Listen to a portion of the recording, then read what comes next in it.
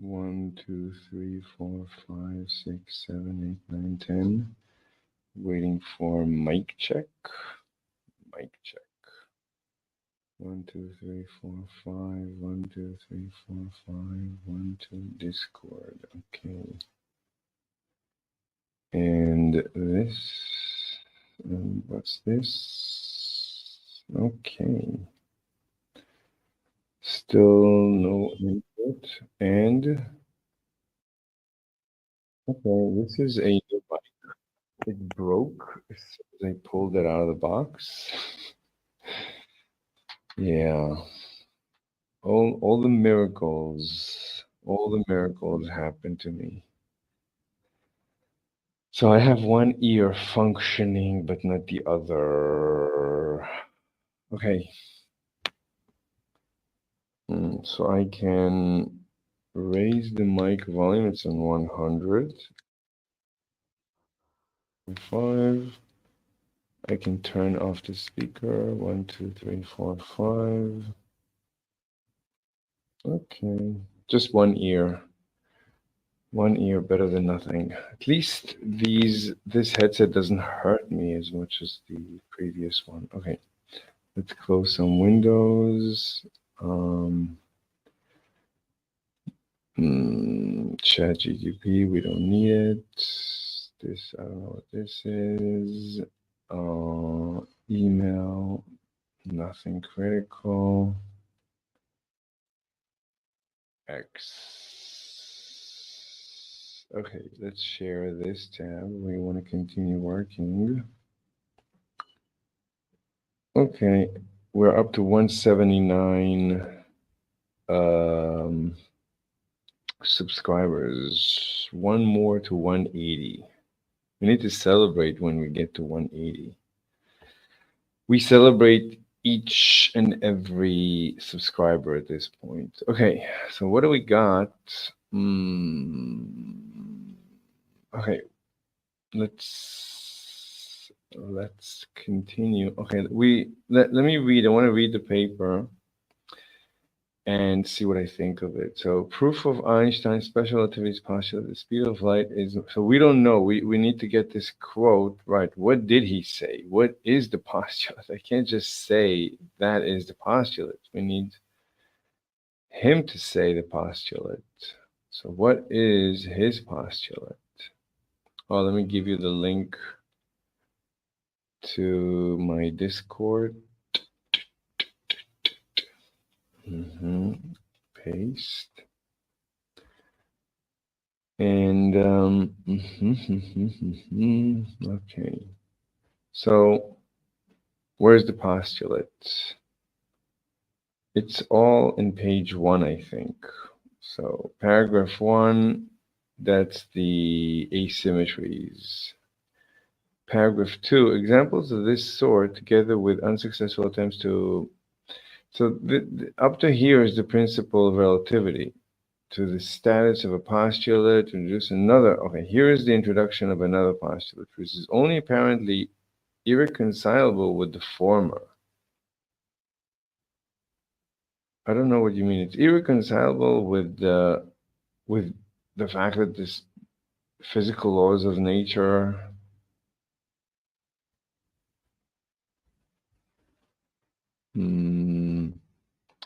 Namely, that light is always propagated in empty space with a definite velocity c, which is independent of the state of motion of the emitting body. Wait a minute. Relative to the observer. Okay. He doesn't say this. Obvious. It's implicit state of motion relative to the observer. Okay. So it's a little bit different than what I thought he said. So let's take exactly what he said. Light, this is what he says. Light is always propagated in empty space with a definite velocity c, which is independent of the state of motion of the emitting body. That's his postulate. So what does that mean? So I'm looking at the duck, at the rubber ducky. And the rubber ducky, I can see it emitting, right? Its clock is, I can see its clock ticking.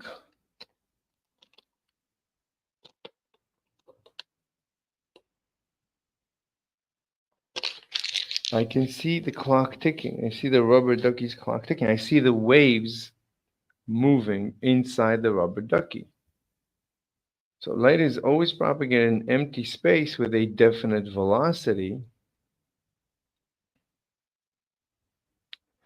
c, which is independent of the state of motion of the emitting body. So I'm trying to think, how would he know?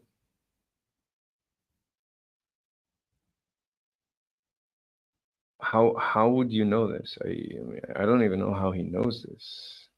What does that mean? What does that mean? I don't know what it means. What did he have in mind? I mean, I honestly don't know. I mean, it's what do you mean by that? Like, I don't know what you mean. Light is always propagated. I need to understand this in order to tell you if it makes what I think about it. This light is always propagated in empty space with a definite velocity. C, according to the stationary observer, which is independent of the state of motion of the emitting body.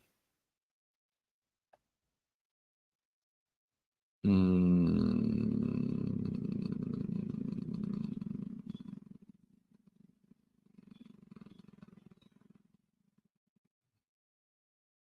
mhm, mhm, mhm. What is that? Like, how do you know? Like, how do you know this? What does that mean? I don't know what it means. Light is always propagated. So how would I know this? How would I confirm this? Okay, it's a given, fine. Which is independent of the state of motion of the emitting body. To me, I mean, that's always true for any propagation of a wave. But he says it's empty space. And that's why it's such a bewildering statement. It's an empty space. In empty space, you can only fire a bullet, you can only throw a particle. And then it's weird. It's weird because he's not saying it's a wave. Light is always propagated in empty space with a definite velocity c, which is independent of the state of motion of the emitting body. So he's thinking, okay, light is a particle, but it's a weird particle that always travels c relative to me, I guess. So I always measure the speed of light c. Let's talk about the rubber ducky. So if I measure the rubber ducky's waves,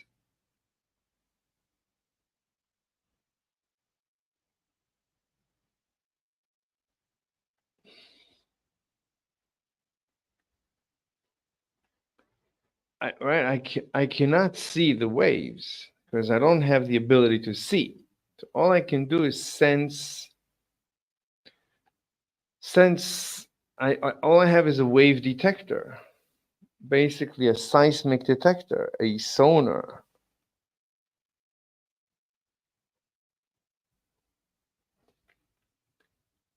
So all I can do, let me just turn on YouTube so I can watch my own stream and see notifications. Mm-hmm. Mm-hmm. Mm-hmm. Oh, there I am. Okay. Mm-hmm. Mm-hmm. Oh, there I am. Okay. Very nice. Mm-hmm. So the question is, it's a very good question.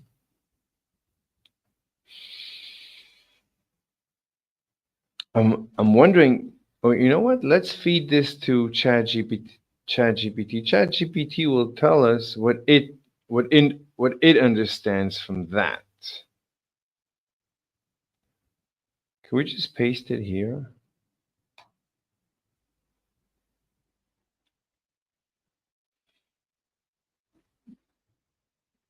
Second postulate there. The second people have already explained it.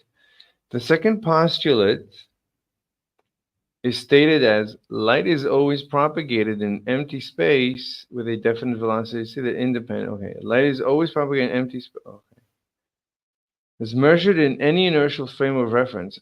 I don't think Einstein ever said the words inertial. I don't care. Light is always propagated in empty space with a definite velocity that is independent. Mm-hmm. Mm-hmm.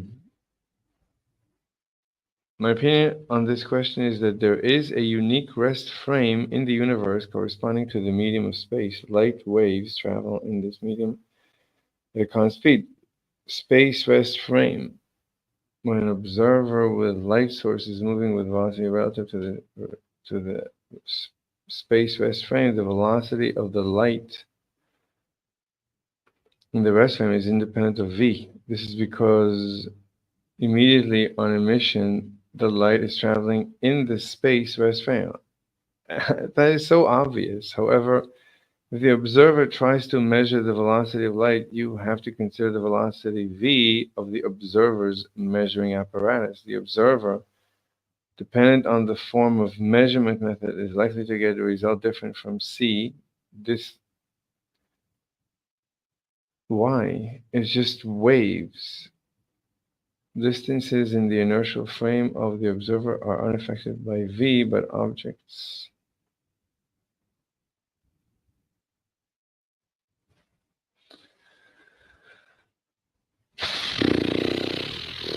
Let's take the first one. Second postulate statement. This is '08, and this is Wikipedia.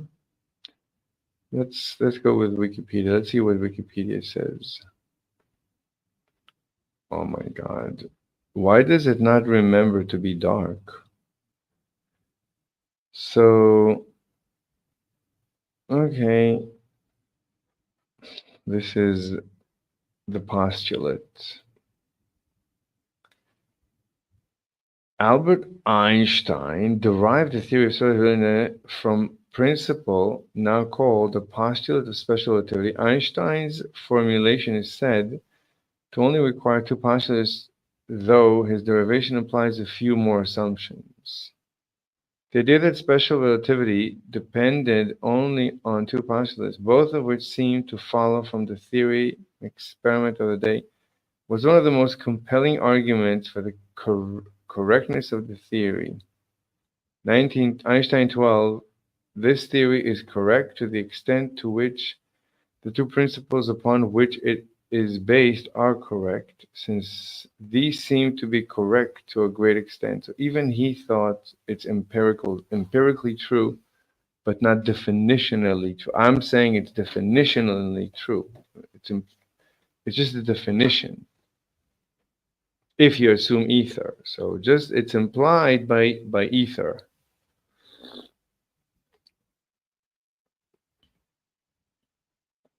So if your theory is implied by ether and your theory is proven to be empirically correct, that makes ether empirically correct. That's all. I mean, otherwise, I don't know. I don't know what you mean. Otherwise, your theory is completely nonsensical. I cannot make any sense of it. Postulates of special relativity. First postulate, the laws of physics take the same form in all inertial frames of reference. That, as Lenny Susskind said, the laws of juggling. The laws of juggling don't care if you're on a train that's moving or on a train that's not moving. Second postulate, invariance. Oh, this is a good name. Invariance of C. Okay, as measured in any inertial frame of reference, Light is always propagated in empty space with a definite velocity c that is independent of the state of motion of the emitting body, or the speed of light in free space has the same value c in all inertial frames of reference. The two postulates basis for special relativity is the one historically used by Einstein, and it is sometimes the starting point today. As Einstein himself later acknowledged, the derivation of the Lorentz transformation tacitly makes use of some additional assumptions, including spatial homogeneity.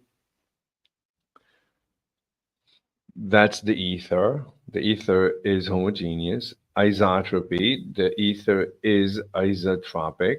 In physics and geometry, isotropic is uniformity in all orientations, which is weird for the ether. That means the ether has no preferential direction. So the ether is a liquid. 1 second. Messages, incoming messages. Let me check the incoming messages. Fantastic.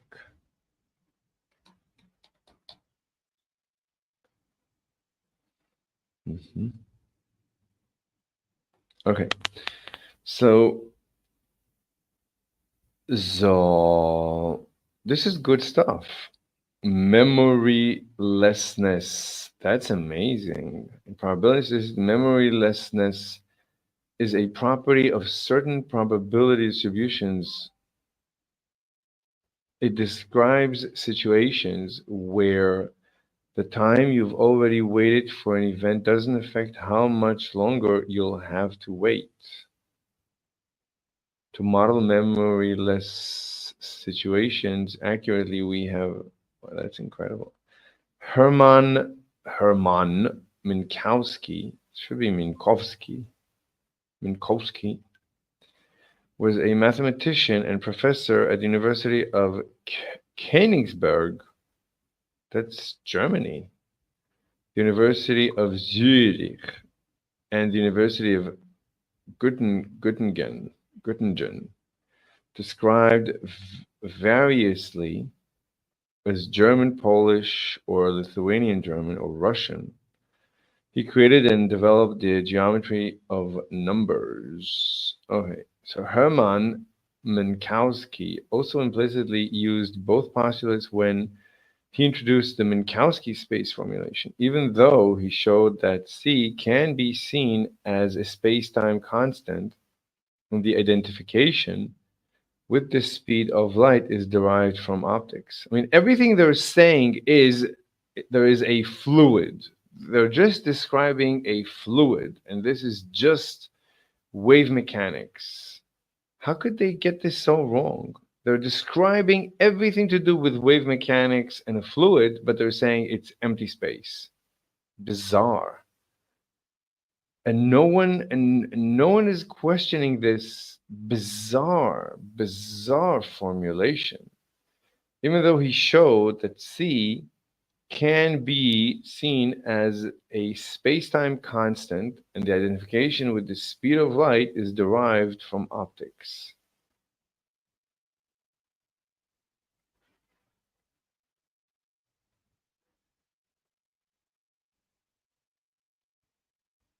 Or whatever. Alternative derivations of special relativity. Historically, Lorentz and Poincaré derived Lorentz transformation Maxwell's equations, which serve to explain the negative result of all ether drift measurements. By that, the luminiferous ether becomes undetectable in agreement with what Poincaré called the principle of relativity. A more modern example of deriving the Lorentz transformation from electrodynamics without using the historical ether concept at all was given by Richard Feynman, namely this one, Feynman, 1970, the potentials for a charge moving with constant velocity, the Lorentz formula, Feynman lectures on physics. So everybody lost their minds because of Michelson and Morley's failure. George Francis Fitzgerald already made an argument similar to Einstein 1889 in response to the Michelson-Morley experiment seeming to show both postulates to be true. He wrote that a length contraction is almost the only hypothesis that can reconcile the apparent contradictions. No, you don't need that. Lorentz independently came to similar conclusions and later wrote the chief difference between the Einstein simply postulates what we have deduced. Exactly. Exactly. So what are we missing? So Lorentz already said it. Lorentz said here, I can deduce these principles from wave mechanics.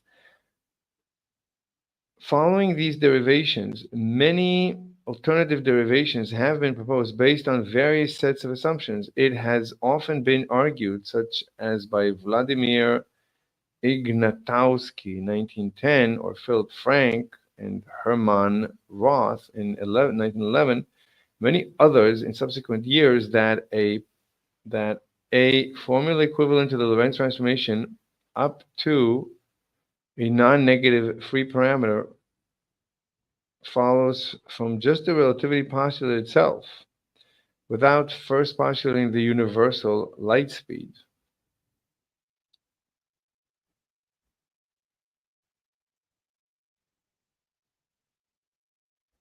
Yeah.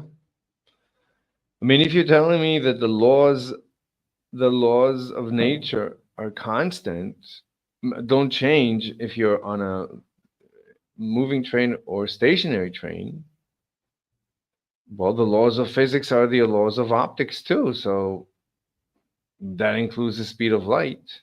These formulations rely on the aforementioned various assumptions. Okay, let me see. Three people.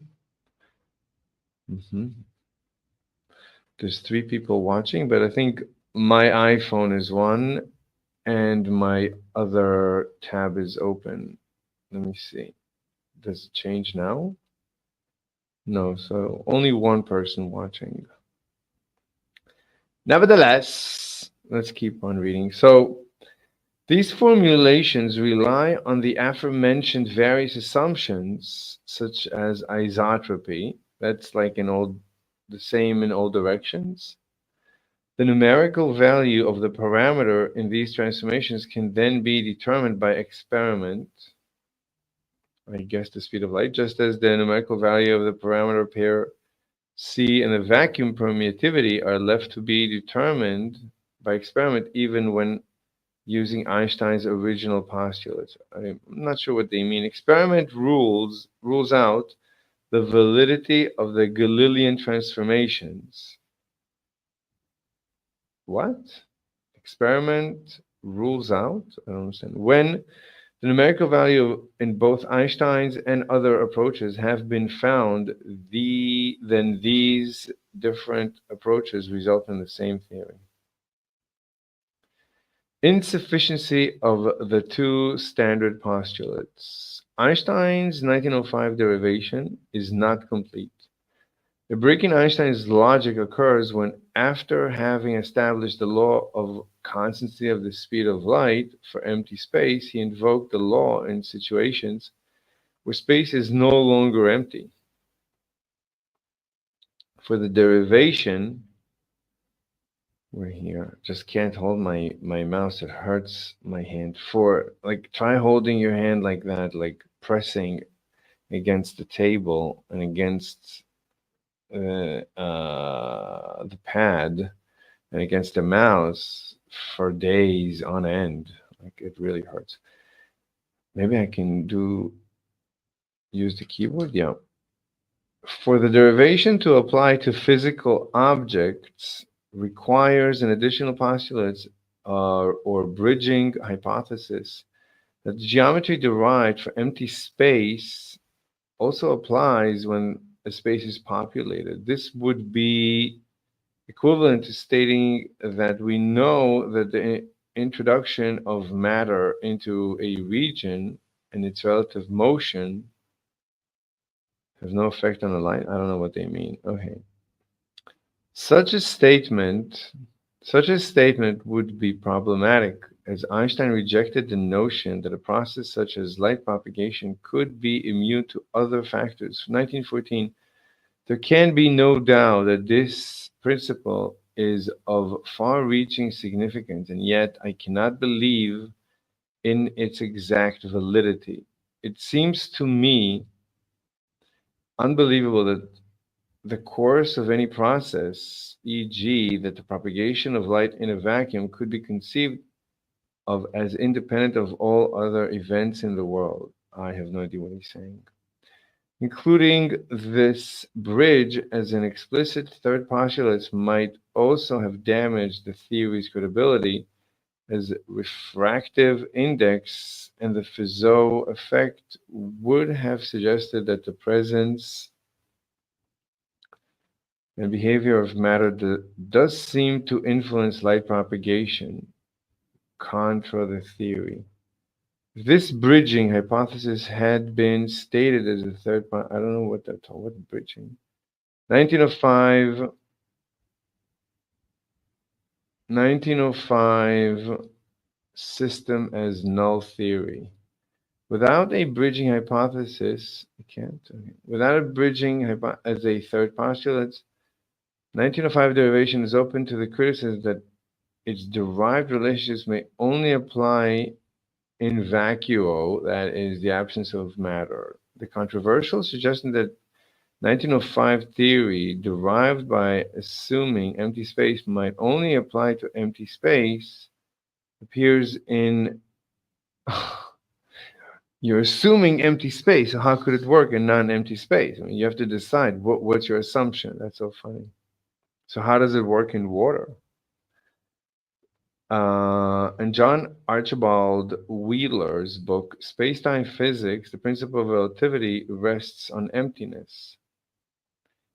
A similar suggestion that the reduction of general relativity's geometry to special relativity flat spacetime over small regions may be unphysical, because flat point-like regions cannot contain matter capable of acting as physical observers, was acknowledged but rejected by Einstein in 1914.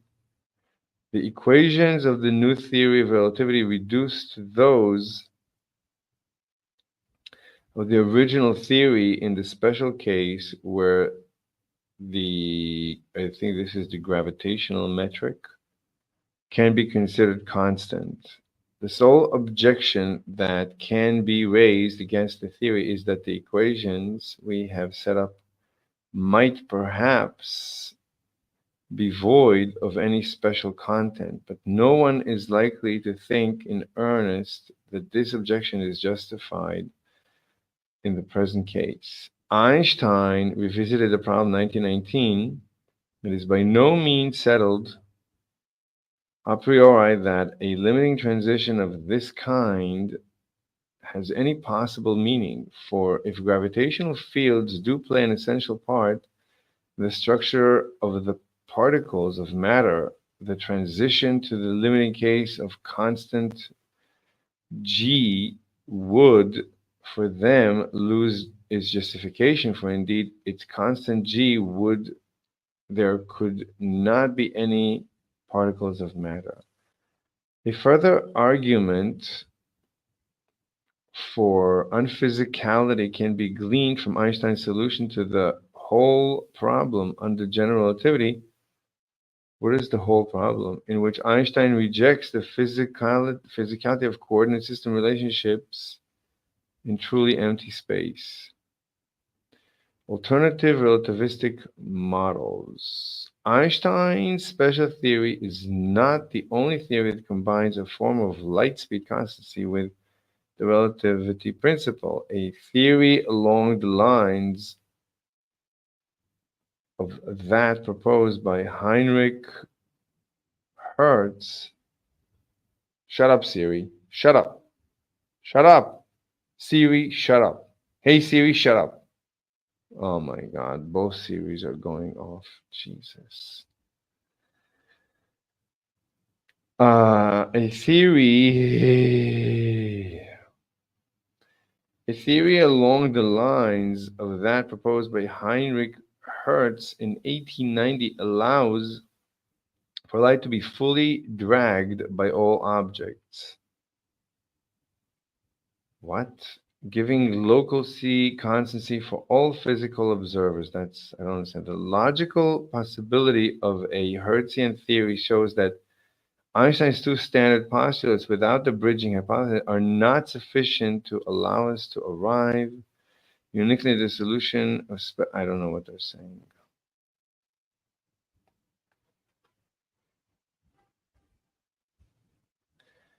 Einstein agreed that the Hertz theory was logically consistent. It is on the basis of this hypothesis that Hertz developed an electrodynamics of moving bodies that is free of contradictions, but dismissed it on the grounds of a poor agreement with the Fizeau results. The Fizeau result, if I understand, that's just Michelson. So that's just because it's just bad experimental procedures, just bad experiments. Were just bad experiments. They need to be redone, leaving special relativity as the only remaining option. Given that SR, so really what I need to do is prove that Michelson and Morley and Fizeau should have given null results. That's really what I need to do. I mean, it's basically useless. Well, I think first we need to show that the speed of light as observed by all moving, as measured by all moving observers, is a constant. The speed of a wave is a constant. So I don't know what else to do. I mean, how else would I measure? I mean, I don't know what you mean. What do you mean? The speed, like I'm an observer. You're moving. You're measuring the speed of light. I can't see the light that you're measuring. All I can see is your measurement. I see that your measurement is a constant c. That's all I'm seeing. I'm believing you. What else am I supposed to do? What else? Like the next thing is you send me a wave, and what? What am I supposed to do with that wave? How? What? I don't even know what to. What do you want me to do with that wave? An incoming wave, and do what with it? How? What is the experiment that What is the experiment that is being discussed here? I can't imagine that experiment. What is the experiment? Tell me the experiment that Einstein's postulate has in mind. Okay, Einstein postulates something. All right, could you give me an example? What is the example? I don't understand the example. How can I know? Right, the postulate is that the speed of light is constant for all moving, for anyone, regardless of the motion of the emitting person. That the only explanation is there is a medium, and these are waves. That's the way waves in a medium behave. I cannot imagine an alternative. How can somebody imagine an alternative to this?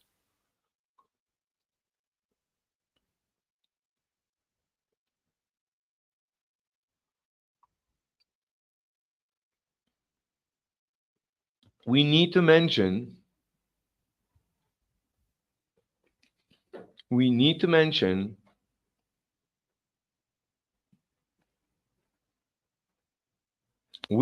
I have no choice but to mention what the speed of ether is and what the proper measurements of Michelson and Morley or Fizeau or Miller, what they should have expected. And I need to show that they should have expected a null result based on GR. I don't see any way out of this because I'm not saying anything new. I don't know, did Hertz say this? Jesus Christ. No, we need to separate paper. The first paper is going to be just this. Just this. That's it. Just the speed of, I'm not going to, but I don't know. Anyway, that's all I'm going to say. I have a rubber ducky, and it always measures a constant speed based on the clock. This is all I need to say. I think everyone will see from this the second postulate. And if they don't, we'll continue writing papers until they do. We'll just churn out more and more and more papers. But each paper has to be completely separate. I don't want to mix two topics. And I don't want to say too much. I don't want them to think that I'm a conspiracy theorist. There's no conspiracy. You're good. Everybody's good. Einstein was good. Everybody's good. I don't want to. I don't want to have. I don't want to make them. I don't want to cause them anxiety that I have delusions of grandeur. I don't want that. I just want them to see something that I noticed. The speed of a wave is measured as a constant for all regardless of the motion of the emitter, for all moving observers, as long as their clocks are based on the same waves that they are measuring. The speed of a wave is a constant if the clock is based on that wave. That's almost obvious. If the clock is a wave, then that's it. Then the speed of a wave is a constant. That is just what happens in reality with light. Everything in light internally everything moves at the speed of light, and that is why all our measurements show the null result. The speed of light is a constant just because of that. Now, I don't know how they cannot see that. It's nothing to do. Special relativity is not a theory of relativity. It's just wave mechanics. It's just the outcome. It's what happens when your clock depends on the wave that you're measuring. You're measuring the speed of a wave, and your clock depends on that speed. So that's a dead end. You're always going to get a constant speed, and that's it. And this is completely analogous to the speed of light. This explains the second postulate. This proves, but didn't Lorentz, the question is, didn't Lorentz say this? What did Lorentz say?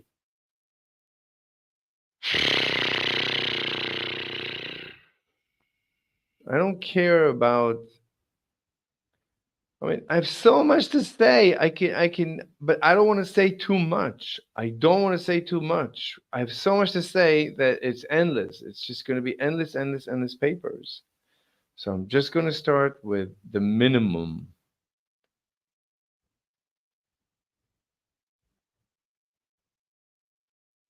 They're making something so complicated that is so trivial that it's scary. And these are the geniuses. But it took me a lot of time to figure this out. But this was my initial intuition. Okay, I want to see what Henrik Lorentz. Henrik Lorentz, what did he say? And Henry Poincaré derived Lorentz transformation from Maxwell's equations, which serve to explain the negative result of all ether drift measurements.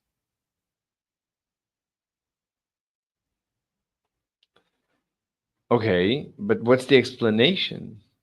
By that, the luminiferous ether becomes undetectable in agreement with what Poincaré called the principle of relativity. What did he say? There's, how do you know this? Show me this sources. Sources. What are your sources? What's this? This is the Feynman. What Feynman said. 5. Feynman, Richard P. 21.6. The potentials for a charge moving with constant velocity. Lorentz formula. The Feynman lectures. Is this the Feynman lectures? ISBN. This number.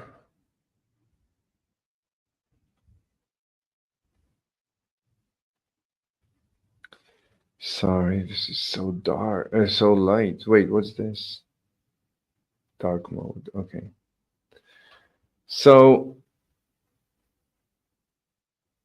retarded position.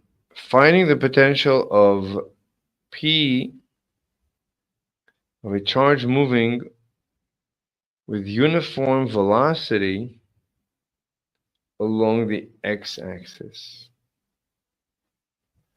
We want next to use the Leonard-Weickert potentials for a special case to find the fields of a charge moving with uniform velocity in a straight line. We will do it again later using the principle of relativity. We already know what the potentials are when we are standing in the rest frame of a charge.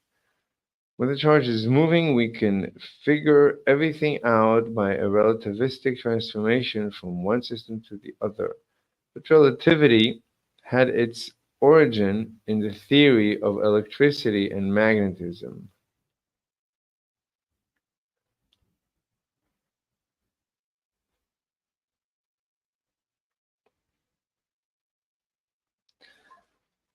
The formulas of the Lorentz transformation, chapter 15, were discoveries made by Lorentz when he was studying the equations of electricity and magnetism, so that you can appreciate where things have come from. We would like to show that the Maxwell equations do lead to the Lorentz transformation. We begin by calculating the potentials of a charge moving with uniform velocity directly from the electrodynamics of Maxwell's equations. We have shown that Maxwell's equations lead to the potentials for a moving charge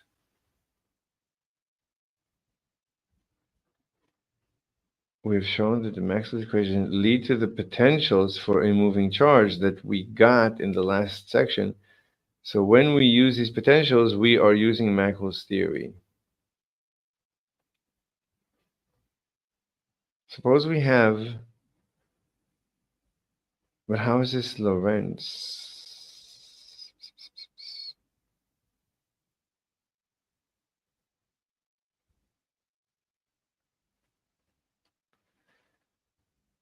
Jesus Christ.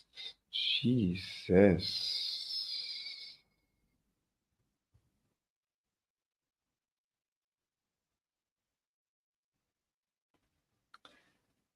This transformation is just the time dilation of the rubber ducky. This has nothing to do with light. Everything everything here should be deducible with the rubber ducky. That is just the Lorentz transformation, and what we have done is essentially the way Lorentz discovered it. But what about the extra factor that appears at the okay? Also, how does the vector potential A appear when it is everywhere zero in the rest frame of the particle? We will soon show that when c equals 1, anyway, later, that's the end of that. So all of this is one lecture.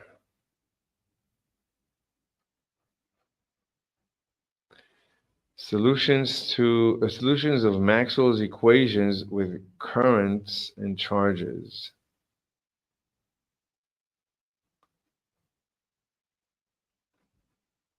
Mhm. Light and electromagnetic waves. We saw in the last chapter that among their solutions, Maxwell's equations have waves of electricity and magnetism. These waves correspond to the phenomena of radio, light, X-ray, and so on, depending on the wavelength. One second. Let me magnify this. My eyes are killing me.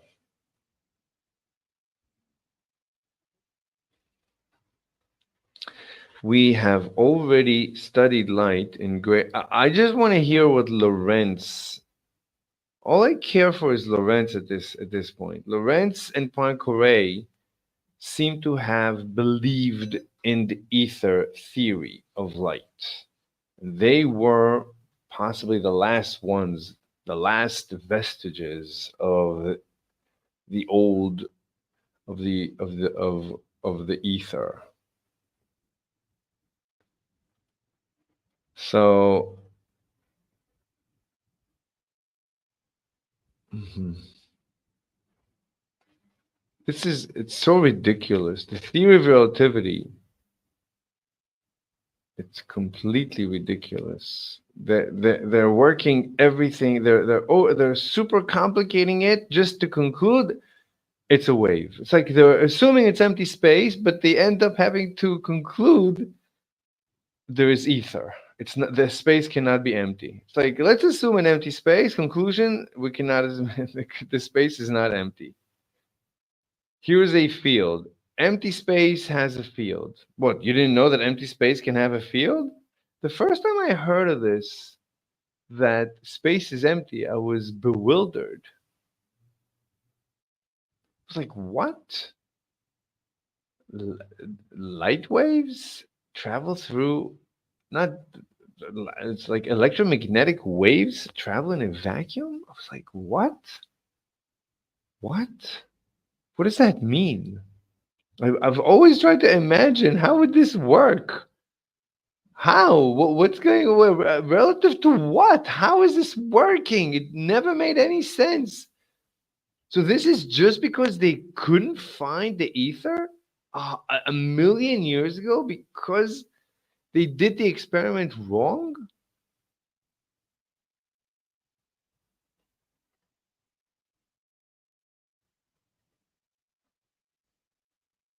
Maybe I should try to run the experiment and just see the most minute. I'm not gonna waste my time.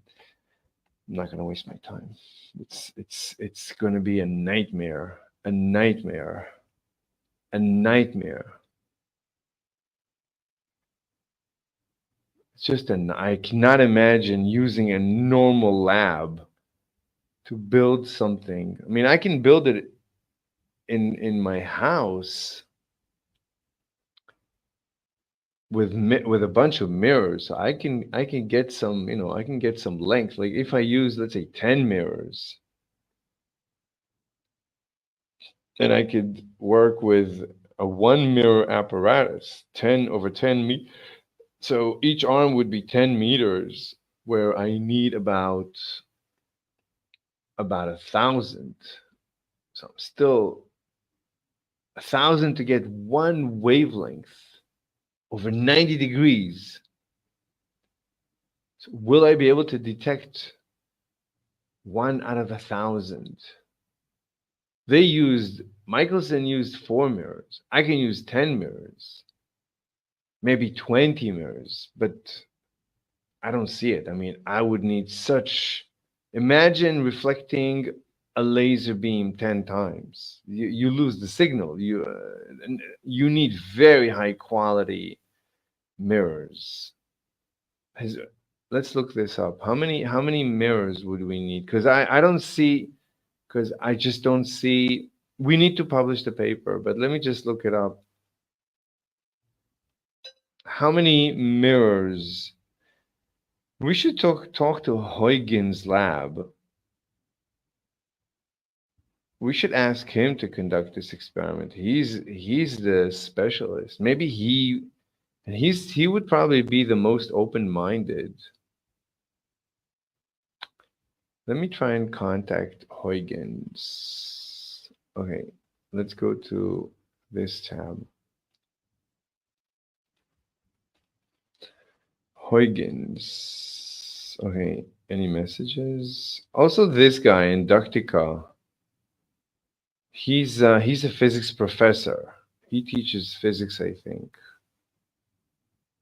and he believes a little bit. He shows a little bit of a belief in the ether.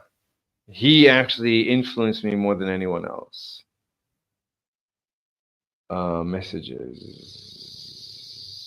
The most terrifying alien creatures in sci-fi.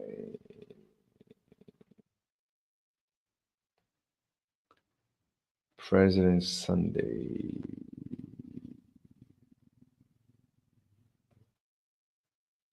Next technological future rocket drone ships. Okay, let's talk to Huygens.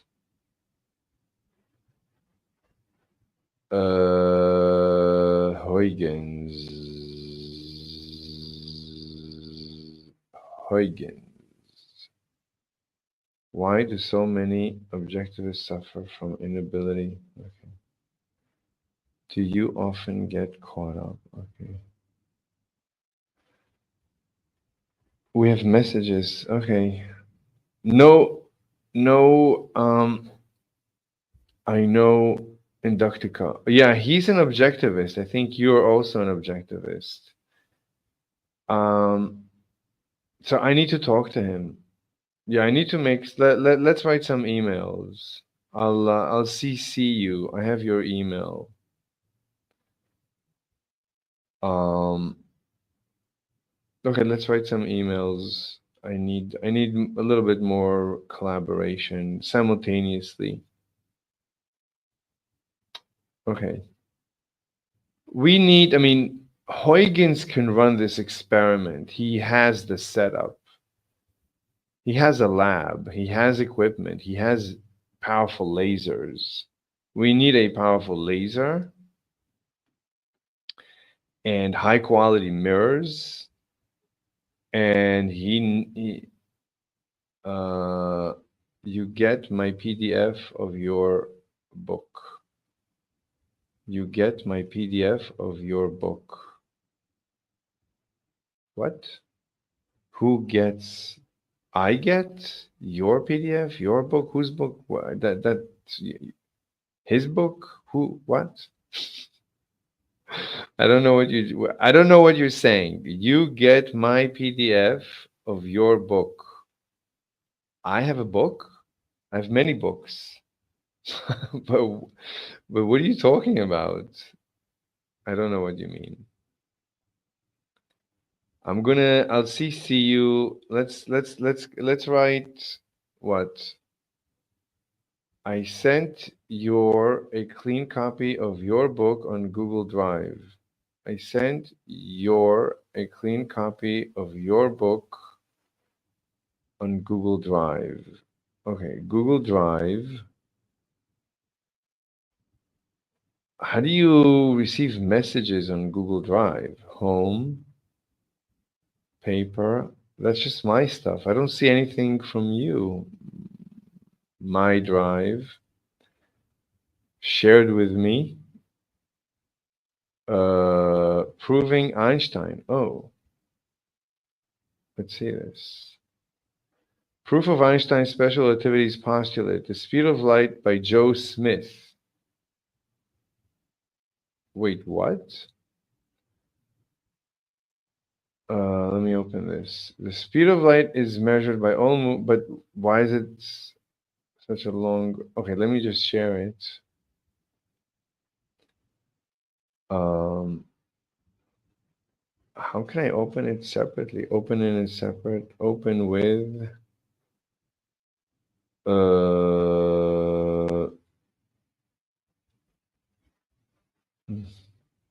How can I tell? Oh, I just want to open it separately. Maybe print. Okay, that's better. So here, let's share this. Um,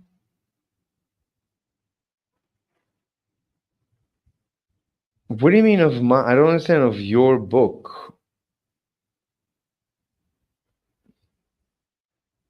Let me see. I'm trying to understand what you're saying.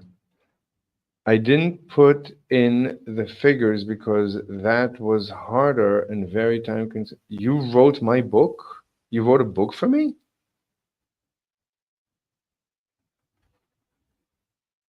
You wrote a book from everything I said, from my explications? I copy pasted your words into that book. Wow. Thank you. Uh I'm looking for okay, this is my book. So I wrote a book. Politecnico de Leiria of reading. Supervisor, co-supervisors. Who is Shaq Smith? Steve Smith? City August? Declaration? Has undersigned hereby it has declared that this work entitled Proof is the original work and that it has not previously in its entirety. Hello, here is some text without meaning. This text should show what a printed text abstract. In this paper, we are going to prove Einstein special.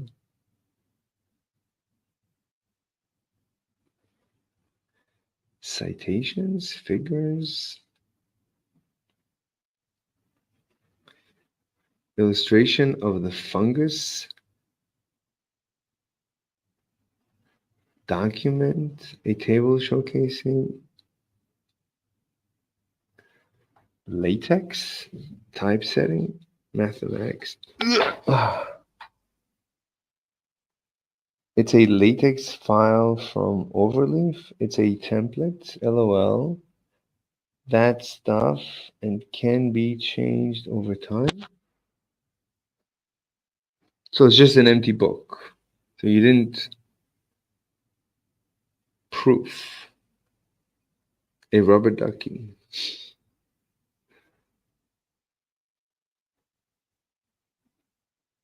Documents. In this document, it is possible to change the value. To do. Write about X. Citations. We present two distinct approaches for citing entries. I see. So you copy pasted just a little bit. So it's mostly an empty book. Okay.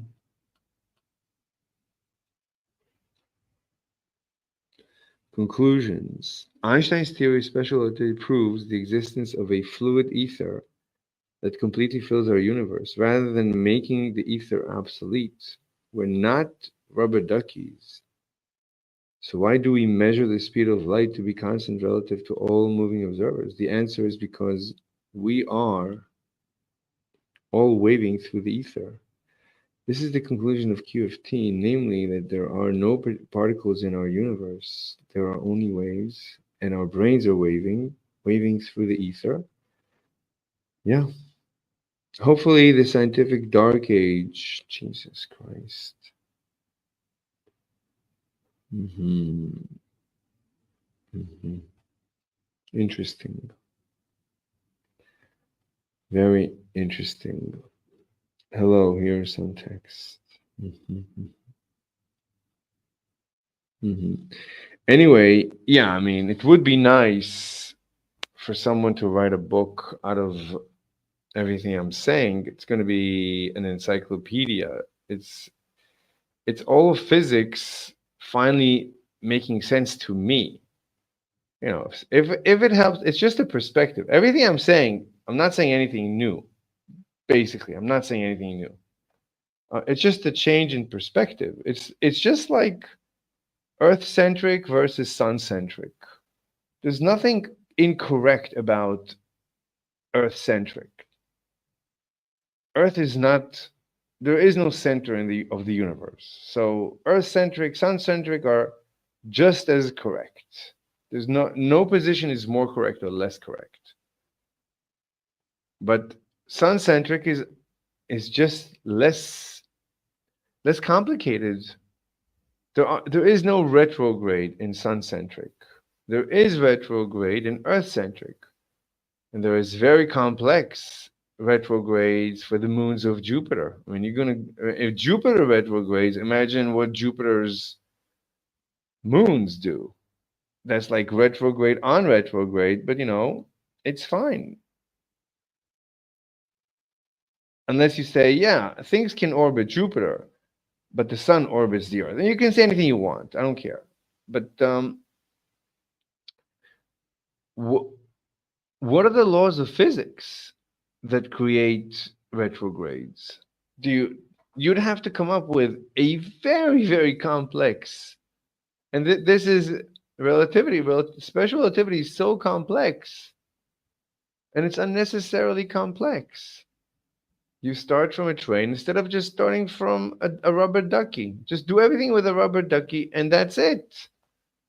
Either rubber ducky or follow dialects, sound clocks, and relativity comes out directly from sound clocks. And if you assume the brain works on sound, that's it. That's the end of that. And that's what dialect said. I'm just repeating dialect. But they didn't say it's the ether. I don't know why they're not saying they didn't mention the ether. I mean, they didn't say, well, and that's the proof for the ether. I don't know why they're not saying that. Maybe they're also afraid to say it. I don't know. Okay, that was an interesting, very interesting. Let's read. But I can't continue reading your comments because I have to also write my paper. I am good at questions and typesetting. Those are my contributions for your work, LOL. Bad, hurried typing today, LOL. Yeah, it's ready for your work to fill out the rest. I'm not writing a book. I'm writing a paper. It's a template. That stuff can be changed over time. Okay, I'm not gonna write a book. I'm not writing a book right now. That's way too much work. I'm writing a short paper about a rubber ducky. Anyone reading this will be blown away. It's enough.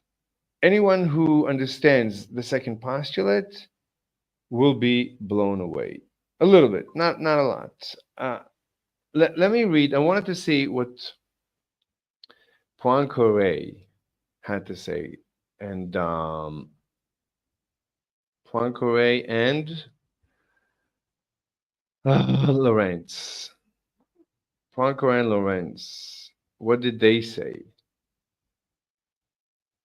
Book sources. So, how can we find out what Poincaré and Lorentz said? So, Feynman explained what they said. Where is this? Is Feynman? This is Feynman. So, Feynman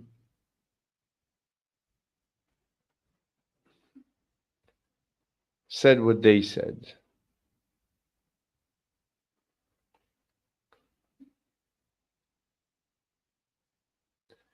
Alternative derivations of special relativity.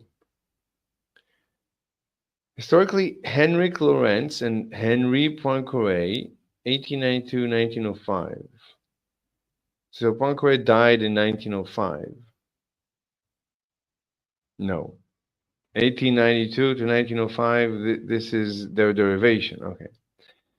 So they derived the Lorentz transformation from Maxwell's equations, which served to explain the negative result of all ether drift measurements. Namely what? Namely what? By that, the luminiferous ether becomes undetectable in agreement with what Poincaré called the principle of relativity. See History of Lorentz Transformation, Lorentz Ether Theory. Let's look at this, and let's look at this. A more modern example of deriving the Lorentz transformation from electrodynamics without using the historical ether concept at all was given by Richard Feynman. That's not good. I want to see it with the ether. So what did... Okay, so we want to look at these two sources, the history of Lorentz transformation and Lorentz ether theory. I'm curious to see Lorentz ether theory. I know Lorentz made a mistake, that he said that the contraction physically happens.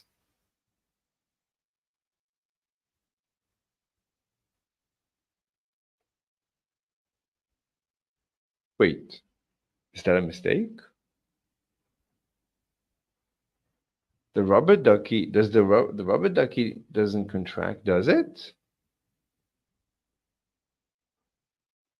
Shouldn't have to. We should be able to derive length contraction, and even we should be able to derive relativistic mass from the rubber ducky. Okay, Lorentz, let's look at these two sources. So,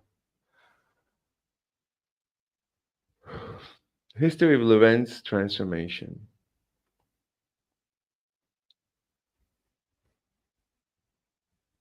Let's check notifications. I like it. He usually sounds way too angry. Okay. The history of Lorentz transformations comprises the development of linear transformations forming the Lorentz group or Poincaré group. Poincaré, named after Henri Poincaré, was first defined by Hermann Minkowski. Okay. Preserving the Lorentz interval and the Minkowski inner product. I don't know what they're talking about. In mathematics, transformation is equivalent to what was later known as Lorentz transformation.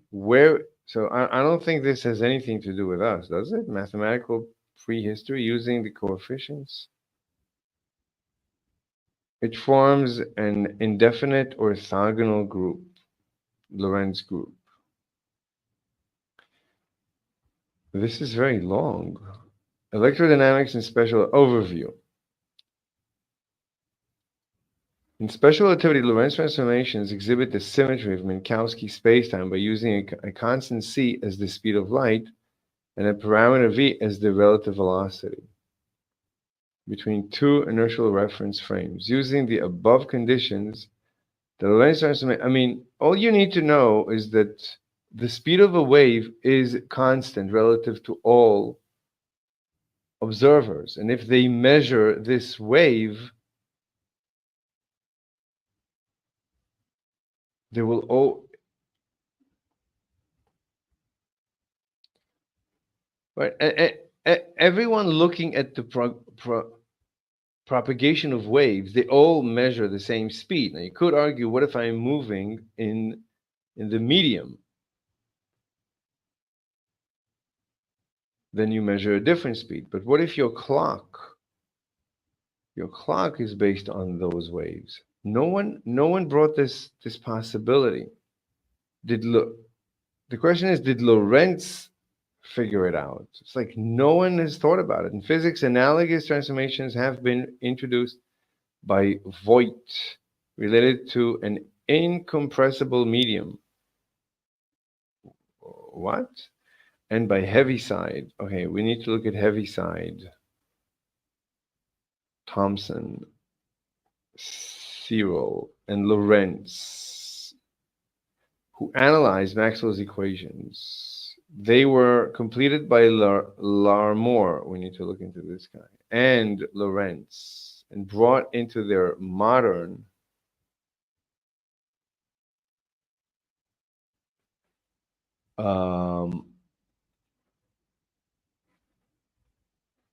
I am good at questions and typesetting. I can make it a paper typeset too. Right, but I need someone to take everything I'm saying and everything, all my videos. Somebody can take all my videos and write a book or a set of like books out of that. That would be nice, but everything is work in progress. So nothing. I don't know if I'll ever finish it.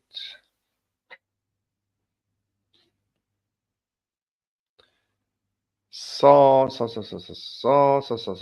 All right. So okay. So who gave the transformation the name of Lorentz? So Poincaré, 1905, gave it. Eventually, Einstein showed in his development that transformations follow from principle of relativity and constant light speed alone by modifying the traditional concepts of space and time without requiring a mechanical ether. Oh, there's an entry for mechanical ether. In contradistinction to Lorentz and Poincaré, Minkowski used them to argue that space and time are inseparable, connected as space-time. That is nonsensical. It's a mathematical tool. Space-time is a mathematical tool that the faster you move through the medium, right? Space-time, the rubber ducky experienced space-time because as the rubber ducky is moving faster and faster, it's moving slower and slower through time. That is time dilation. So this is just fluid mechanics. Regarding special representations of Lorentz transformation, Minkowski and Sommerfeld used imaginary trigonometric functions. Frank, there's so many names here. There's more names and links than text. Voigt developed. Okay, Voldemort Voigt developed a transformation connection with the Doppler effect and an incompressible medium being in modern notation.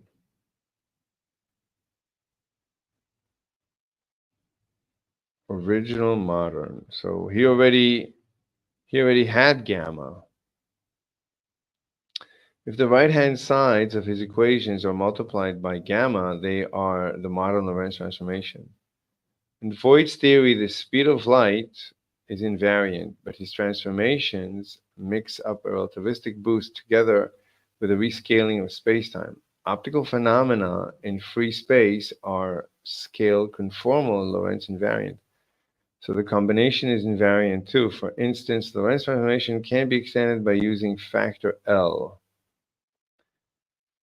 L equals 1 over gamma gives the Voigt transformation. Voigt sent his 87 paper to Lorentz in '08, and that was acknowledged in '09. In a paper, Über das Doppler's Prinzip, published in 1887, Gott.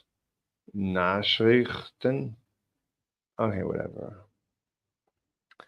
Also, Hermann Minkowski said in 1908 that the transformations which play the main role in the principle were first examined by Voigt. Can you see my mouse?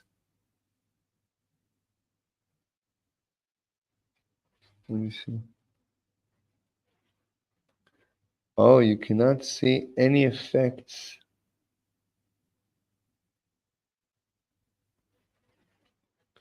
Can you see my mouse? Can you see these effects? Let me see. I'm going to test the effects. I don't know if you can see my mouse.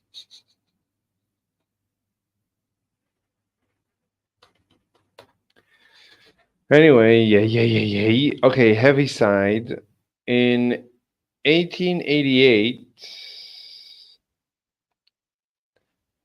Heaviside investigated the properties of charges in motion according to Maxwell electrodynamics. He calculated, among other things, anisotropies in the electric field of moving bodies represented by this formula. Consequently, Joseph John Thomson found a way to substantially simplify calculation concerning moving charges by using the following mathematical transformation. Lorentz.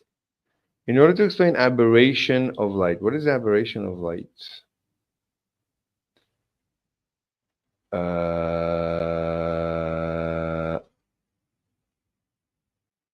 Oh, aberration? What is that? A diagram showing how the apparent position of a star viewed from the Earth can change depending on the Earth's velocity. The effect is typically much smaller than illustrated.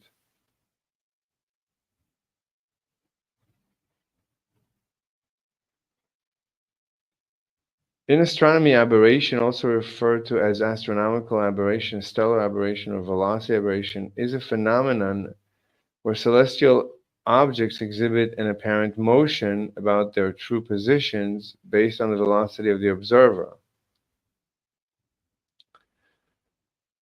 It causes objects to appear to be displaced towards the observer's direction of motion. The change in angle is of the order of v to c, where c is speed of light and v the velocity. In the case of stellar annual aberration, the apparent position of a star to an observer on Earth varies periodically over the course of a year as the Earth's velocity changes. The term Earth's velocity changes as it revolves around the sun by a maximum angle of approximately 20 arc seconds in whatever. The term aberration has historically been used to refer to a number of related phenomena concerning the propagation of light in moving bodies. Aberration, okay, the term aberration has historically been used to refer to a number of related phenomena concerning the propagation. So, what's their explanation? This section needs additional citations. Aberration may be explained as the difference in angle of a beam of light in different inertial frames of reference. Common analogy is to consider the apparent direction of a falling rain. If rain is falling vertically in the frame, I always thought that this is a violation of the theory of relativity.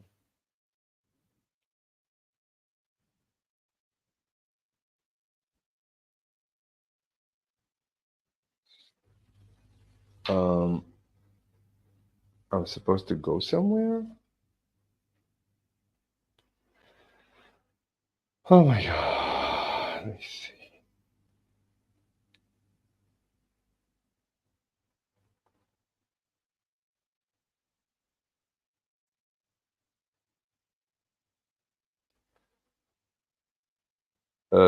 I need to go eat, but why am I getting a notification that I need to go? Let me see. No, I don't need to go anywhere. What are you talking about? Today,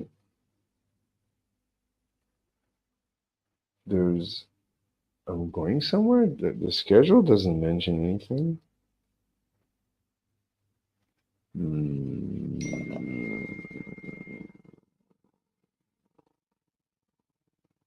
I don't know. Planned?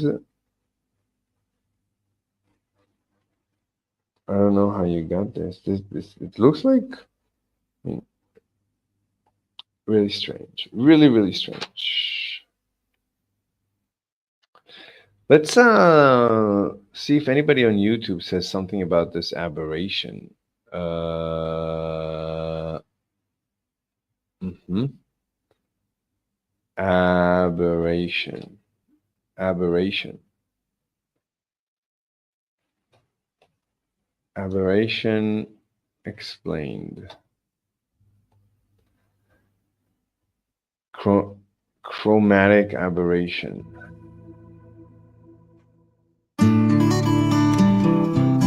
As discussed earlier, light travels slower in glass than in air. That's why light refracts into the glass. Interestingly, blue light travels slower in glass than red light, which means blue light refracts more so than red. The result is a separation of blue and red colors.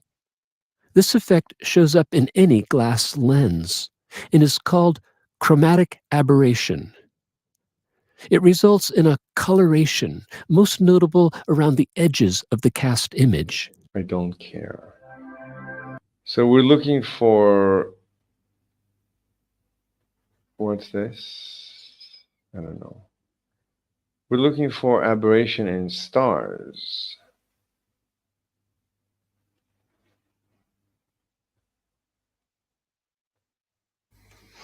Hi there, students. And we've seen... It says why you are photographing a dog. Last time we talked about chromatic aberration, and What we're looking What's supposed to happen? Today's word is aberration. An aberration is a departure from what's normal or expected, usually in a negative way. I remember it because it sounds like it has error in it. And if you make a big error or mistake, you're going to end up with an aberration. For example, let's say I'm planting tomatoes. I like tomatoes. I have a ton of tomato plants, and most of them are really... There it is. Astronomy 101, 11 years ago. Before we continue on with the history, let's jump forward in time a little bit and talk about the proofs, the other proofs of the heliocentric model. We have the phases of Venus that proves the heliocentric model. Well, we had this discussion, you can't prove something to be correct, but that's one big hurdle the heliocentric model was thrown up against and passed. Two others are so here we are with proofs.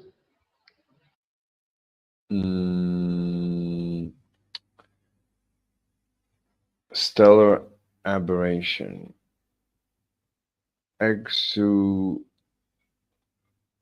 It's like walking with an umbrella in the rain. That's the James Bradley thing. I learned stellar aberration from Exu video. Am I watching Exu now? Skynet University. Okay.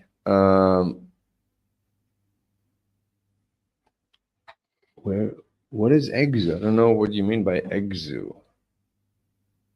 Okay.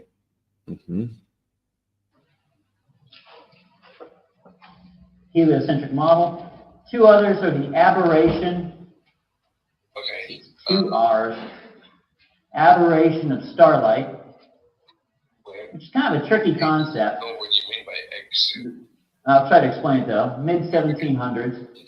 And the other is a kind of easier concept to wrap your mind around, and we'll be using this concept tremendously throughout the course.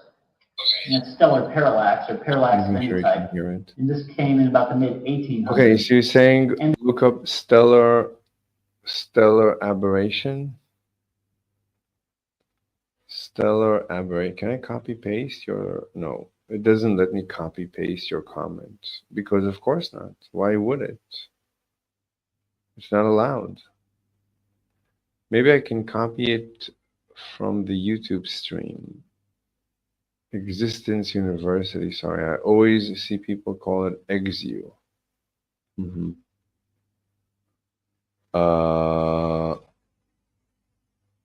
So I can...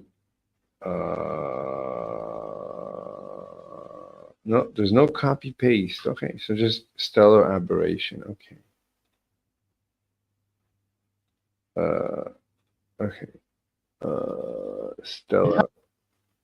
Stellar aberration. Stellar aberration explained. Aberration.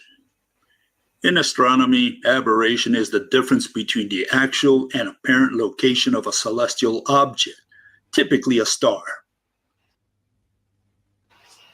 The usual analogy used to illustrate aberration is standing still under the rain versus running with your umbrella against the rain. When running against raindrops falling straight down, they appear to be striking the umbrella at an angle. Let's simulate aberration under the rope model of light.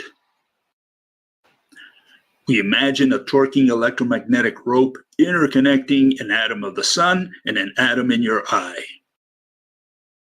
That's a good model. What happens when the Earth carries you around with respect to the sun?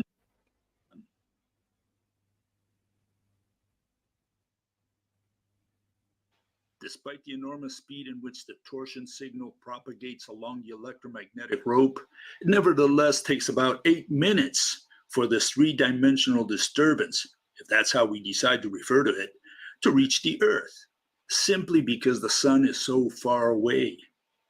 Here we simulate the trajectory of this pulse imparted on the rope by the atom in the sun. No, it's a bad analogy. This rope is a bad analogy because there is a field. You need to show a field. You need to show a liquid. A better analogy would be reality, that there is an ether. See, everything becomes simpler. You don't need any analogy when you just imagine the ether and how it would behave. It's so let's think about the duck, the rubber ducky. Would the rubber ducky let me just look at your comment.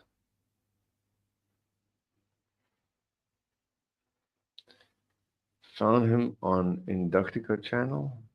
Inductica and XU go back and forth. It's pretty funny. You mean they debate? What do you mean they go back and forth?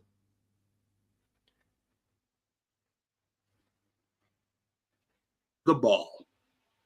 You can readily understand now why the mathematical physicists confuse this propagating segment of the rope with a discrete particle which they call photon. The 3D wave generated in an atom of the sun, and which we call light, can never get lost because it can only propagate along an invisible, intangible physical medium that connects that atom to the one in your eye. I don't understand. I don't understand. I have no idea what he was trying to say. Aberration.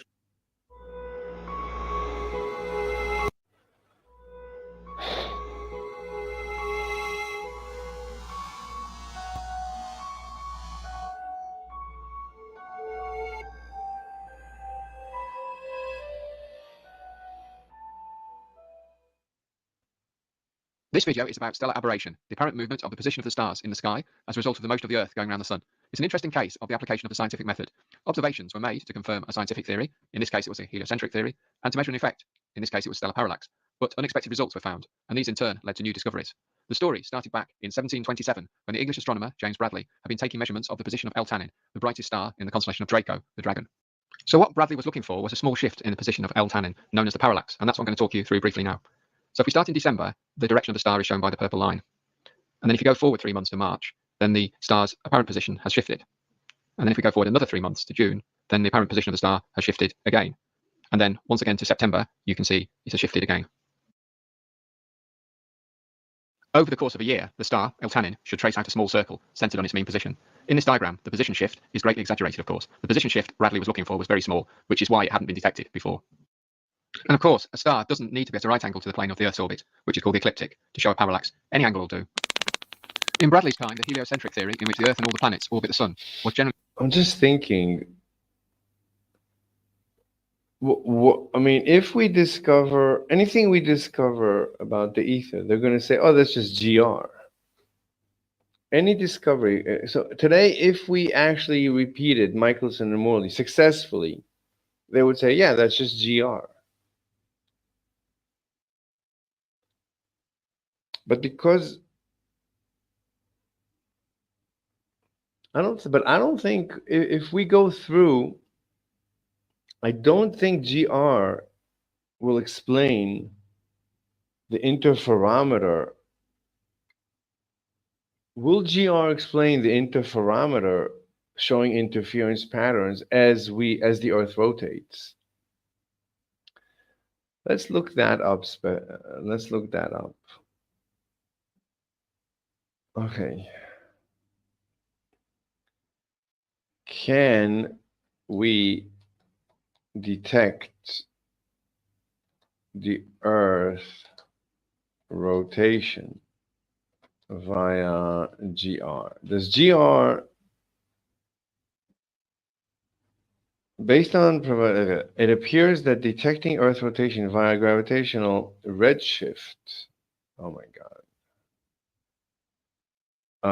general relativity.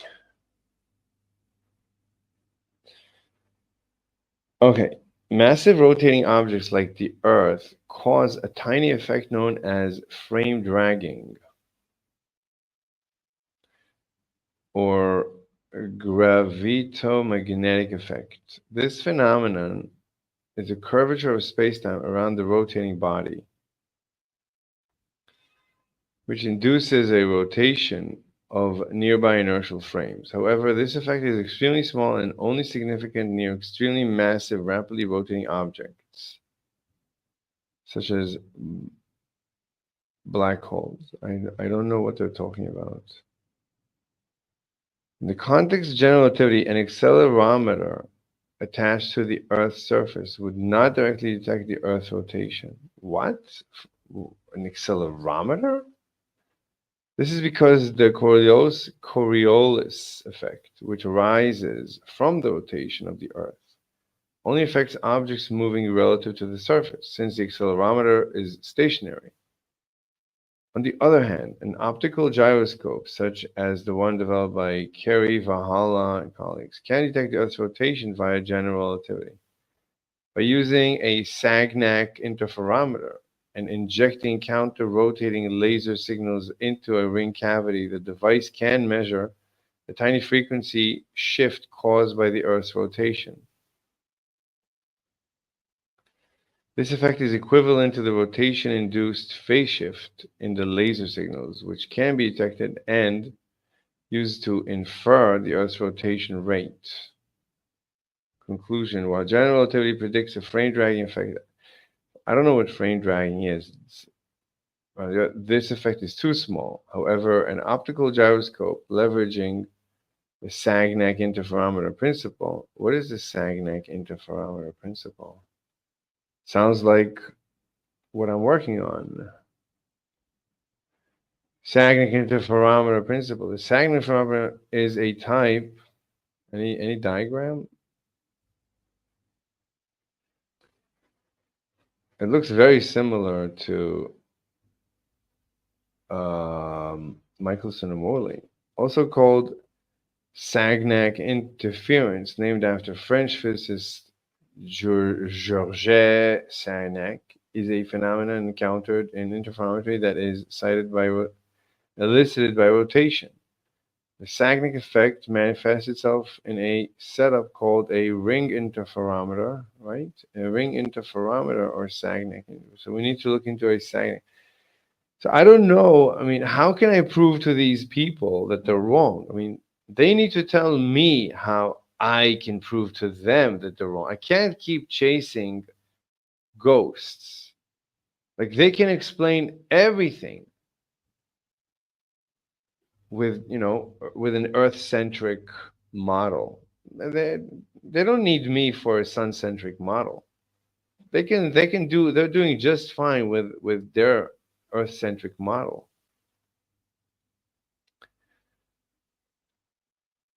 They don't have any problems. Okay, we need to look this up on YouTube. Let me YouTube this. Oh, you're writing? 1 second. Let me just look up the Sagnac. What is different about Sagnac? Sagnac interferometer.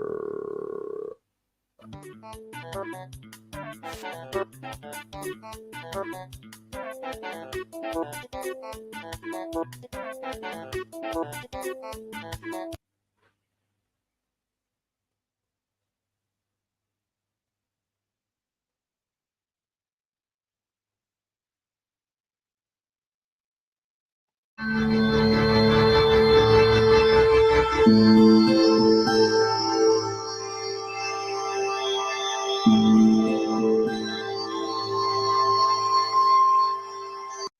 the common mode inputs, but this time we're using a common mode. This one as compared to the others. Okay, but he's not explaining Be to what put it an is. amplifier. Beam does, which means they will arrive out of phase. Up called a ring interferometer. A beam of light is split and the two beams are made to follow the same path but in opposite directions. To act as a ring, the trajectory must enclose an area. On return to the point of entry, the two light beams are allowed to exit the ring and undergo interference. The relative phases of the two exit. Wait a minute. Hold on. Okay, before I read your comments.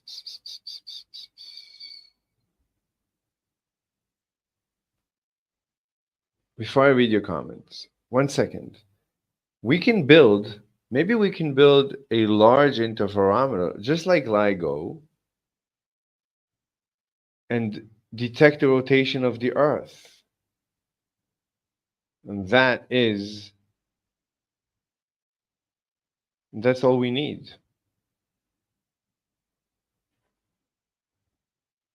Will we detect the rotation of the Earth? Does anything change?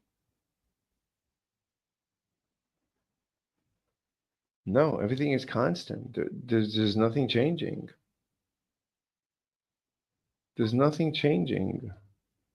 What can we do about that? I mean, we're always comparing these two angles. What can we do? I mean, I don't know. I'm trying to think. So we have a large, like a LIGO setup, and the Earth is rotating, so it's moving through the ether, but nothing is changing, right? In order to get we're trying to detect.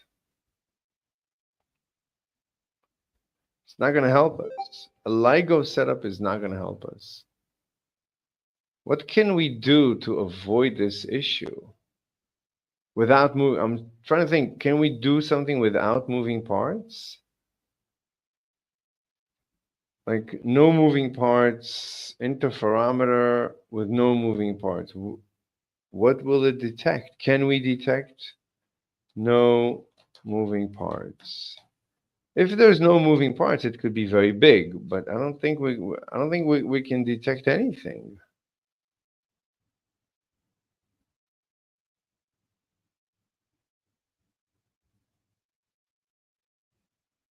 Okay, no moving parts. So here is the Earth. The Earth is rotating towards the east. So that's why the sun rises in the east at about 23 degrees.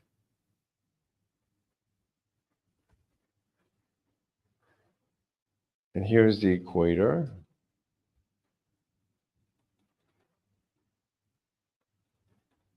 Something like this.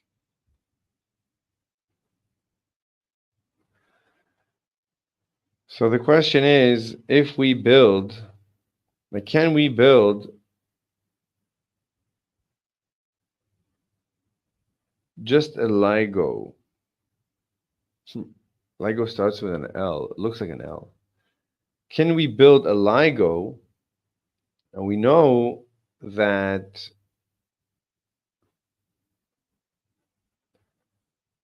the ether flows into the Earth.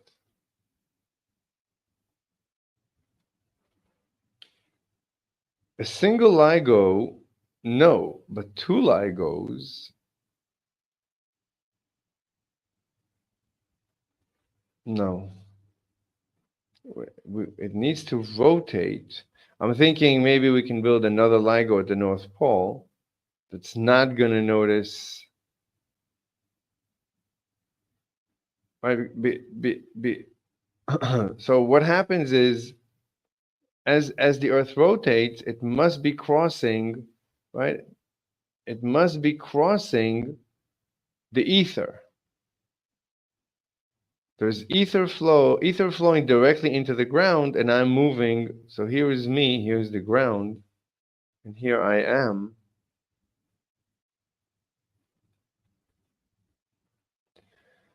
So ether is flowing directly downwards, but the Earth is rotating, so the Earth is moving that way. We know that this is about 500 meters per second, and this is about 10,000 meters per second. I mean, it's about 500 in Ohio, in Cleveland, assuming. The question, so we're crossing these lines, but we cannot tell we're crossing because nothing is changing. These lines are constant. There's nothing changing. There is no change. This is a constant flow, an absolutely nothing is changing this flow. Nothing is changing this flow. Now, the only difference is that it changes its maximum at the equator and its minimum at the north and south poles. There's no motion through the ether horizontally.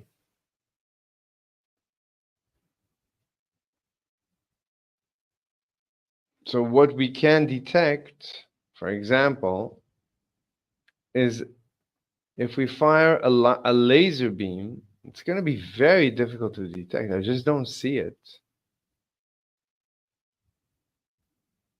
Like we would see a laser beam bend. A laser beam must bend the other way. Right? If you fire a laser beam here, you've moved, so it's going to bend this way because the Earth is moving. Imagine this is the Coriolis effect. So you should be able to measure the Coriolis effect with a laser, but I think that's what they're doing. That is the experiment we just looked at. So how do they explain it? Why would you get a Coriolis effect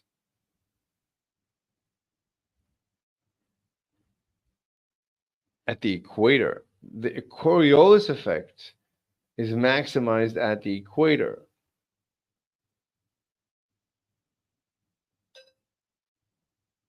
Whatever it is, there's no difference. I mean, why?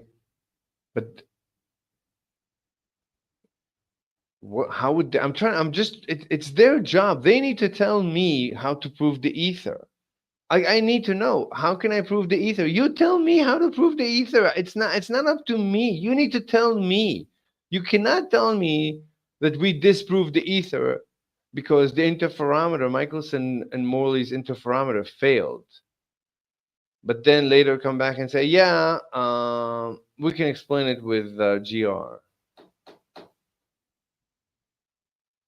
So if the only way to prove it is with Michelson and Morley, then do it. Then that's all we need to do. So we need to reproduce Michelson and Morley with a non-null result. That I think that's it. I think that's going to make them think. Nothing. I don't think. It's only going to make them think for historical reasons. They're going to just think back. Of course, they'll come back and say, "Yeah, it should."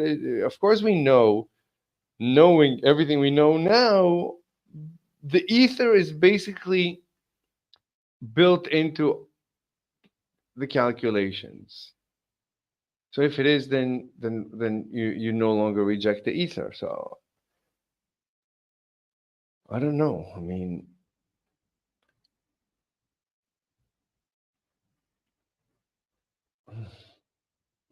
this is so unscientific. This is such an unscientific discussion. And what would happen at the North Pole with this laser? So there's no dragging, so there's no problem with it. But here it should bend, I think, right? As I'm moving Let me just refill the battery. What's the story with this battery? Okay, it's good.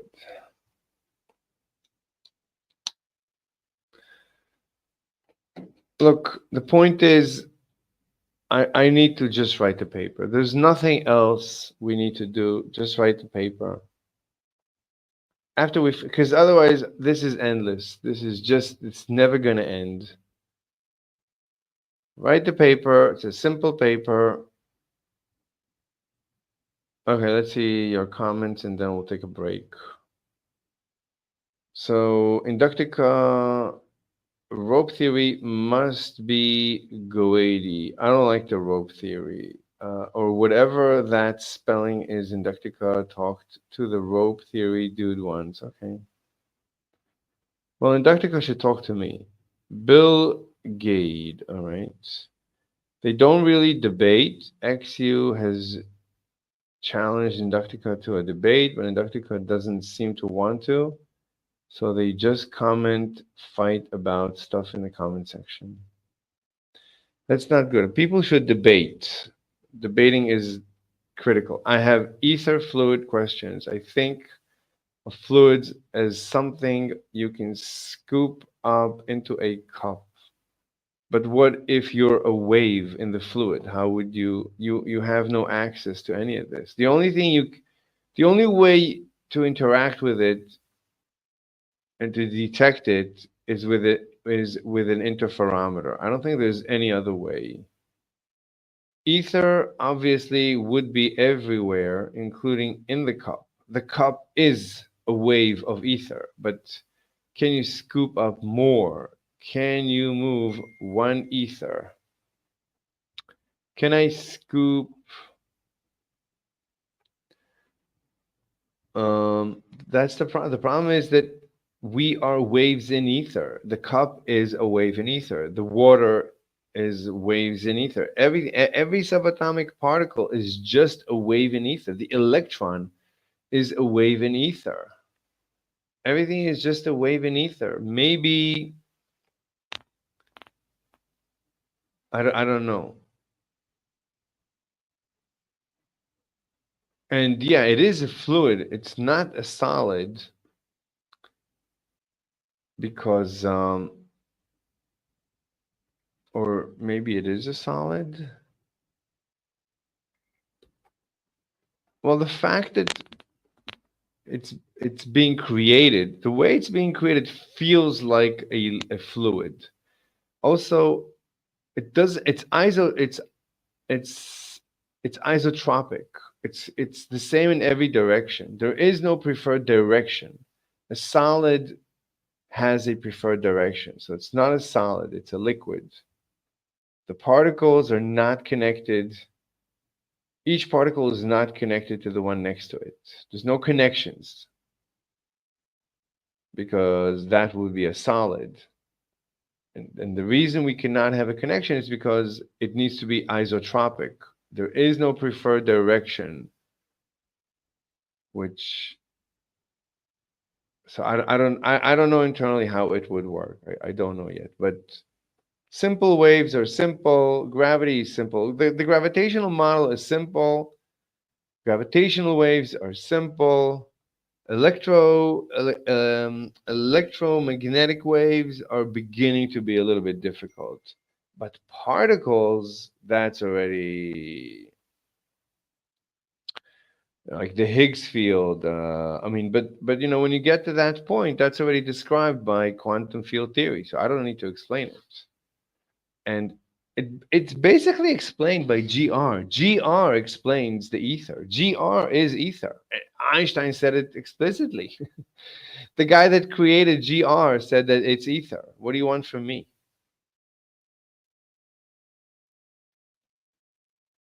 Can you move one ether particle from point A and replace it with an ether particle from point B? Also, yeah, it should be doable. It should be doable. The question is, so what I would say is you need to create a wave. You need to create a wave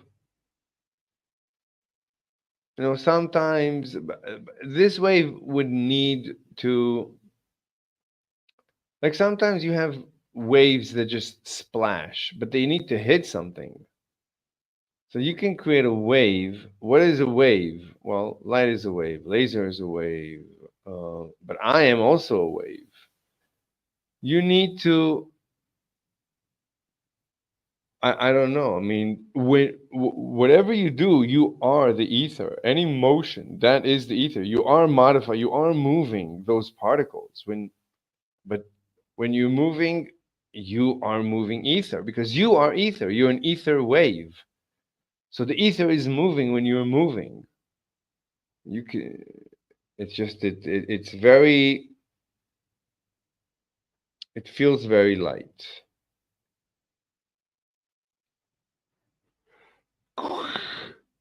Quantum field theory. The field is the ether. General. Anytime you say field in science, the field is the ether. Gravitational fields is the ether. Electromagnetic fields is the ether. These are just the ether.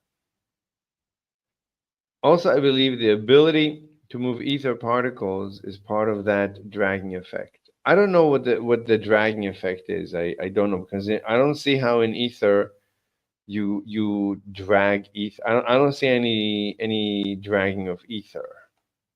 So I don't know what this dragging effect is. To detect the ether, we need to know about the possible motions of the ether. To detect the ether, everything you do detects the ether. I mean, how does the apple fall from the earth? How does light travel? We know light is not a particle. Light travels as a wave because it interferes. When it goes through two slits, Young proved it interferes. That means it travels as a wave. So light is a wave. Waving through what? What is waving? That's the ether. You don't need me to tell you this. This is it's the definition. What is the definition of a wave? There has to be a medium. To detect ether, we need to think about the properties of the ether. So we know the speed of light. We know it's isotropic. So it's a liquid. We know it never fails. We know dark energy. It's created all the time. We know it's flowing. It must be annihilated when it interacts with massive particles. We know the Higgs field, so it gives mass to particles. We know a lot about it. We know it's causing the expansion of the universe. It doesn't stretch. It doesn't compress. If it did, the universe wouldn't expand, and gravity would fail. Why would the apple fall if the ether can stretch? So it's very rigid. It's a very rigid fluid. If the ether fluid particles are particles, then maybe we can shoot them at gold foil. But gold is ether wave at gold foil, like Rutherford. Or if they are waves, maybe we can do a double slit interference pattern detection. Maybe. They're not waves, they are particles. But maybe maybe there's another layer. Maybe there's another layer. But right now I'm peeling one layer of the onion, the scientific proverbial onion. So right now they are particles. We're waving through them. That is what everything is. And the original Young experiment proves that that there is ether. How it proves that light is a wave, that it's not a particle. If light was a particle, then you could argue there is no ether, but light is a wave. I didn't tell light to be a wave. This universe could have worked with particles, but light is a wave. Once light is a wave, then the universe is filled with a fluid. or a solid. But because it's isotropic, it must be a fluid. I cannot imagine the definition. Again, the definition of a solid, of a liquid, is isotropic, and solid is anisotropic. There is a prefer, right? A solid has crystals, has surfaces. So it's not a solid because we don't detect any preferred directions. There's no preferred direction in the universe for certain phenomena. But okay. So why am I tired? Yeah, I get that everything is a wave in the ether, and that I am a wave of ether. But are my ether particles mine and moving? No, it's flowing through you as it's flowing into the earth, and it's also flowing into you as it's being annihilated, because you're massive. You're composed of massive particles, which the ether itself endows you this mass because of the Higgs mechanism. Or am I moving and the ether changes in that fixed local, like the ether is flowing into the earth. So in order to survive it, you are waving through it. Otherwise, you wouldn't survive. You would. I can't imagine the alternative. So is your ether like a fluid pixels, but do the pixels move? Of course they move. That's gravity. The motion is the actual flow. Ether flow is gravity. When ether flows through you, it's dragging you, and that is gravity. Or is it a solid fluid like Jello? No. Jello, I think, if Jello has a preferred direction, the question is Jello internally a crystal? I don't know. Is Jello a crystal? Like glass is not a crystal. Glass is a fluid. It's just a very slow moving fluid, but there are no crystals in glass. There's no preferred direction in glass. Glass is melting very slowly in room temperature. I 100% agree ether exists and that Einstein admits it, hence why I am here with you fighting the good fight. LOL. All right, that's good. What is a rigid fluid? It's just light moves at 300 million meters per second. So the intuition is that it's got to be rigid. Like the springs between the particles are very strong for light to be so fast. Is ice a rigid fluid? No, I don't think so. I think ice is a crystal. I'm just saying it's not a crystal because there are no preferred directions. It's isotropic, the thingy. The ether is isotropic. That's why I call it a fluid. Is ice a rigid fluid? I don't know anything about ice. I don't know how the bonds work in ice, so I have nothing to say about that. I know snow is a crystal. We see the crystal, right? We see the crystals of snow. So, but I don't know if ice is the same as snow. A fluid, by definition, is never rigid. You know, everything is relative. The question is, how fluid is it? How viscous is it? So, but the fact is, we wave through it.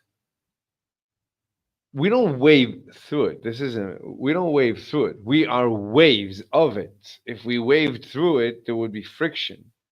We're waves of it. We are ether waves. That's why we don't heat up as it waves through us, as we wave into it, as we are waves in it, as we are its waves. It's like we don't heat up. You could argue the ether heats up because it interacts with us. So maybe it vibrates because after it goes through me, has it heated up? Is it hotter? Is it vibrating more? Is it more vibrant after it moved through me into the center of the earth? Can I detect? Does it have memory?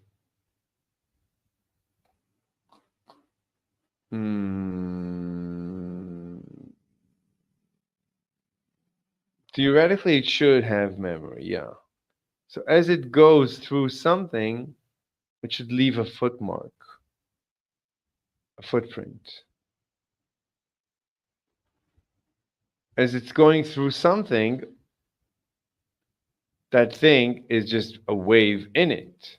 So it's waving.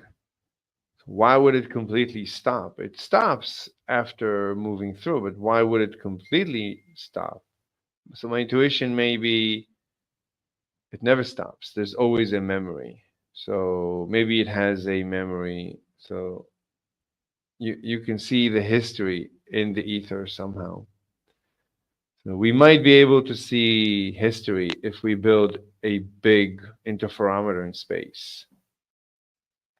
A big accurate interferometer, maybe. I cannot wrap my head around the idea of fluid waves. Waves that are, well, not surface waves. We're not talking about surface waves. I'm saying the universe is a deep ocean. The universe is a deep ocean. It's the deepest. The universe is a deep ocean of ether. That is the true universe. What we see as the stars and the galaxies in the universe, those are just waves in the universe. But the essence of the universe is the ether. So the mass of the universe is, I would say, much greater than the visible universe. Plus, we know dark energy, right? There must be dark energy, otherwise the universe would have collapsed. So maybe this dark energy is built into the very ether. Maybe the positive pressure is built into the ether. I cannot wrap my head around the idea of fluid waves. Waves that are composed of molecules are what a fluid is. If everything is waves, fluids cannot. No. Like an electron is a wave in the ether, right? This is QFT, quantum field theory. So no one disagrees with that. So every particle, a quark and every other particle, these are just excitations in the ether field. So, right? So physicists, everything I said, physicists say, they just don't say ether. They just say in the field, in the vacuum field. They say they just avoid the word ether. But everything they say is what I say. So every electron is a wave in quantum field theory. In the quantum field. But the quantum field is the ether, according to me. So the electron is a wave, right? And we know the electron is a wave because as it goes through the double slits, it interferes with itself. So of course it's a wave. When you don't interact with it, of course it's a wave. When you do interact, it looks like a particle, but that's irrelevant. The essence of it is when you don't interact with it. When you interact with it, the wave collapses, as Schrodinger explained. It collapses randomly. Well, I don't know how to predict the collapse. And this collapse is faster than light. We know that from entanglement. I'm not saying anything different than what everyone else says. I'm just putting everything together into one big happy theory and tying it with a bow. That's all. I'm just saying everything fits together so perfectly. That's what's beautiful about my theory, about my ether theory. Everything fits perfectly. I don't know.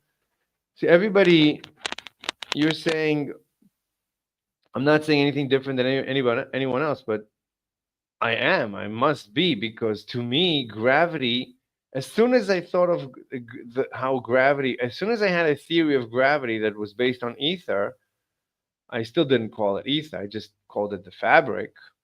And you can see it in the videos. As soon as I had that theory, the next step was, well, then how do we have particles? We cannot have particles in such a thick fluid. So then I said, well, the only thing that could be there is a wave. We can only wave through it. How am I moving my hand unless my hand is a wave?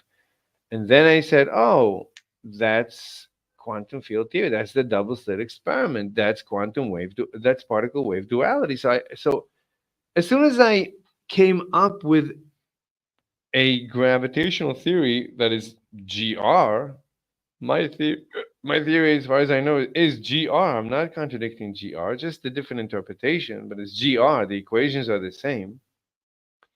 But from the way I interpret the math, I believe, I didn't go through the course yet, but I think my interpretation is quantum field theory. Quantum field theory immediately comes out, and this is literally Einstein in 1920 and Leiden in his concluding paragraph. So I'm not even contradicting Einstein. So who am I? I don't even know who I'm contradicting.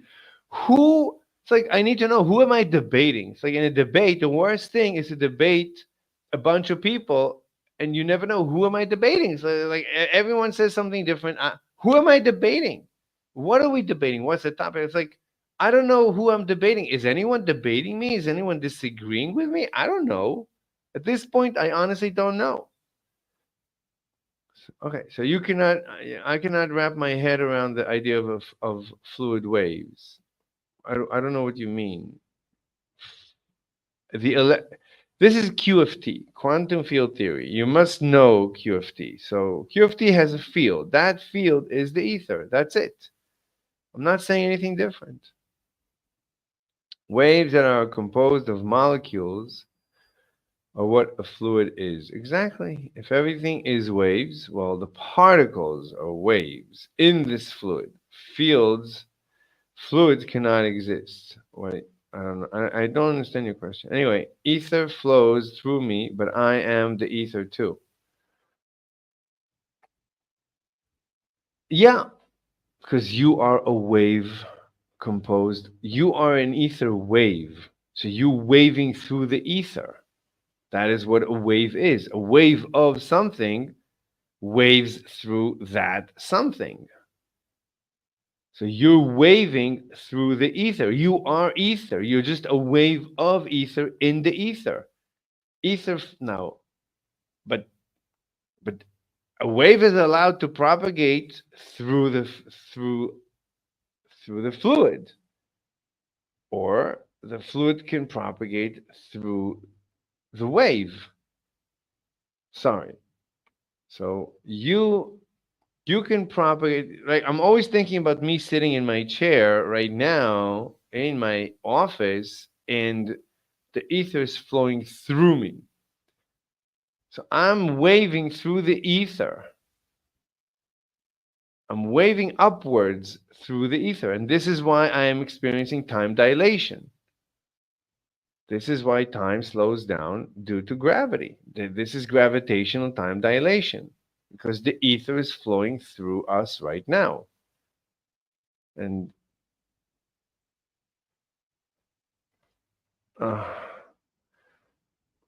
so ether flows through me. That's gravity. That's causing the drag. That is the drag that's why the apple accelerates towards the ground. There is drag.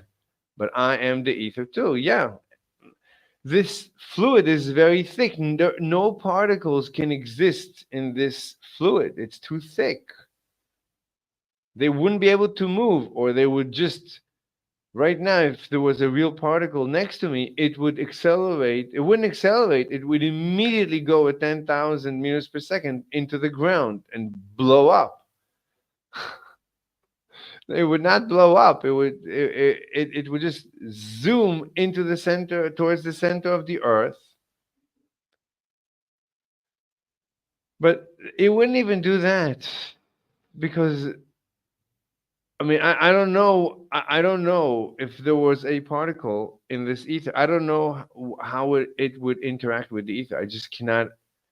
I cannot see it. The ether, I just cannot, and I would not be able to. It might be able to go faster than light.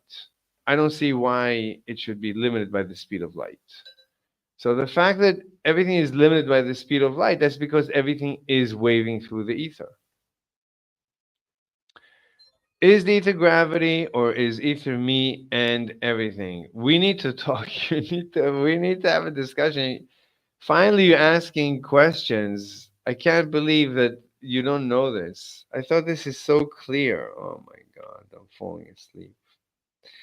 This is too, this is too difficult. So, is the ether gravity? The flow of ether is gravity. Right? Why would the apple accelerate towards the ground? Can you explain to me why would the apple accelerate towards the ground? I don't know. Well, we could imagine that there is rain, right? If we wanted to create a simulation of gravity, let's say we're in outer space where there is no gravity. How would you simulate? And I give you a laboratory with a tree and an apple. How would you cause this apple to accelerate towards the ground? Let me just look at a message 1 second.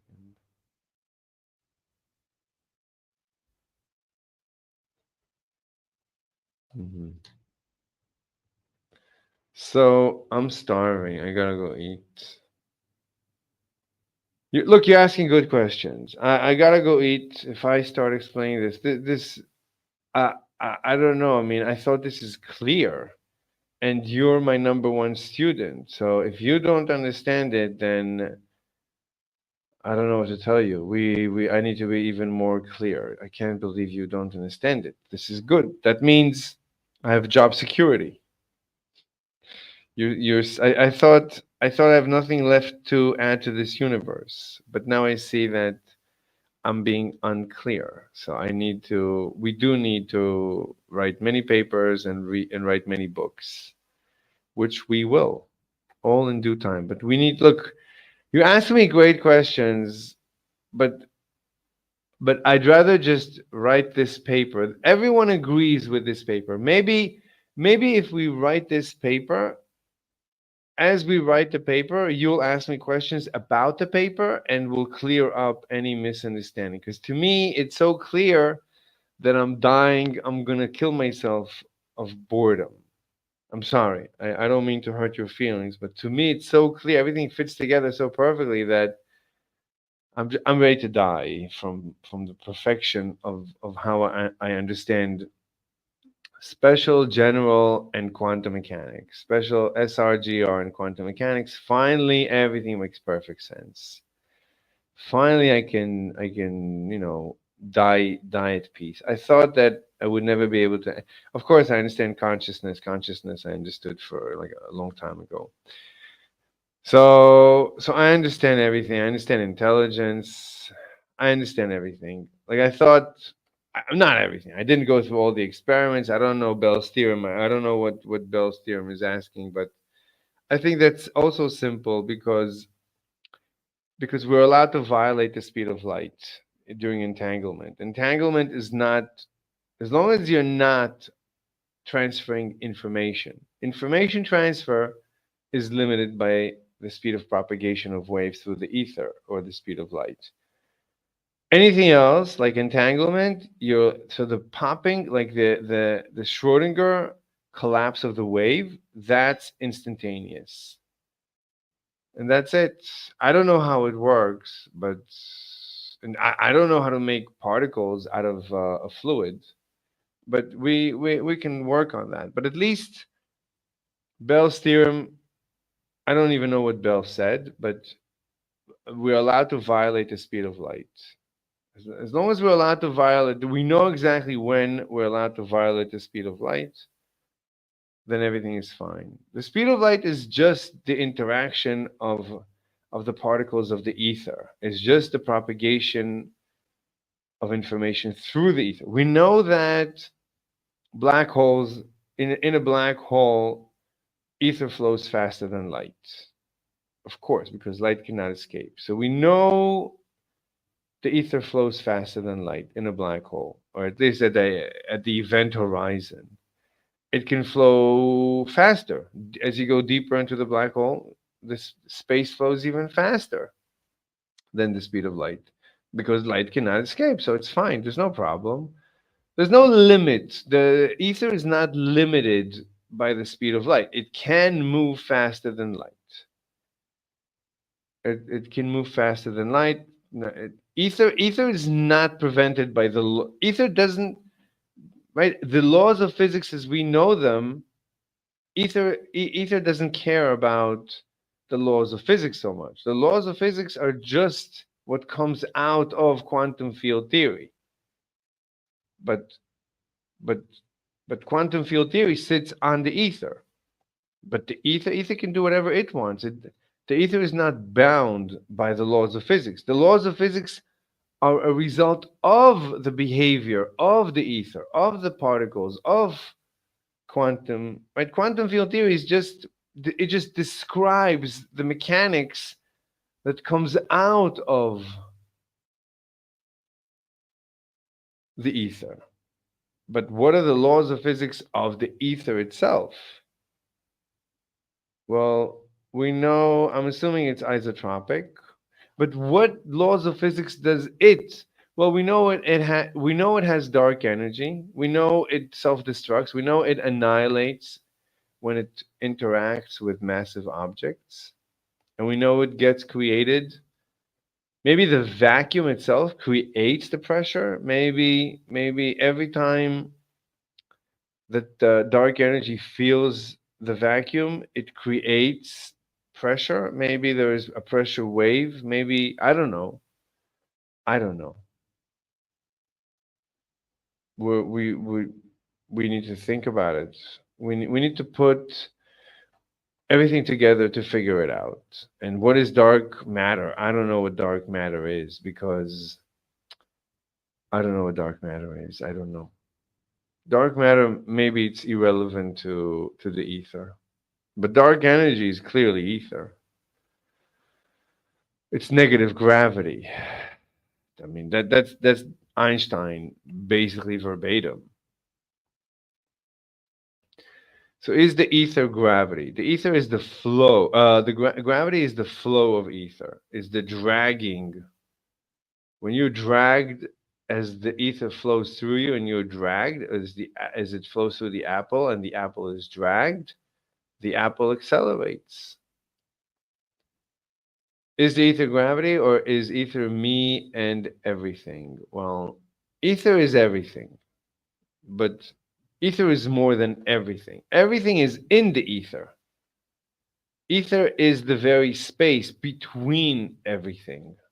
Ether is the very space. When you look at the distant moon, when you look at the moon, the distance between you and the moon, that's the ether. And the ether is rushing at you at 10,000 meters per second. Well, that's at the surface. I don't know. We can calculate the velocity of the ether at the moon. It's probably significantly less because it's the 1 over r squared. It's the inverse square law. Let me drink some water. Oh my God, I didn't fill my water cup.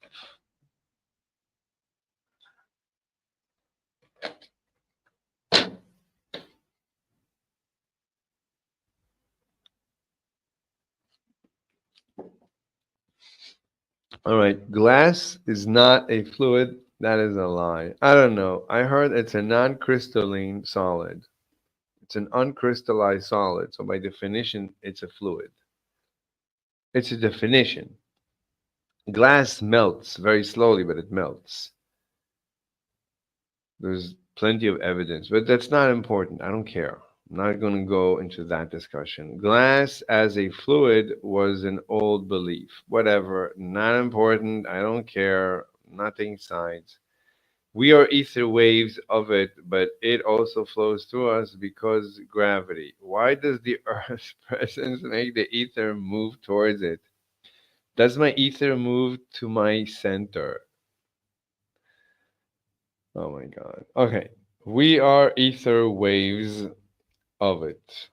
but it also flows. What do you mean, but it also flows through us? You're a wave. Let's say a wave. A wave, right? A wave is a wave of the medium. A wave of, let's talk about the rubber ducky. So you have a rubber ducky. So the rubber ducky makes waves. These are waves of water. So these are water waves. But these water waves, they move through the water. Now imagine two rubber duckies making waves, and these waves rush towards each other. So you can say that wave A is rushing through wave B. And that's it. That's waves, sorry. That's waves. But you can also imagine a rubber ducky.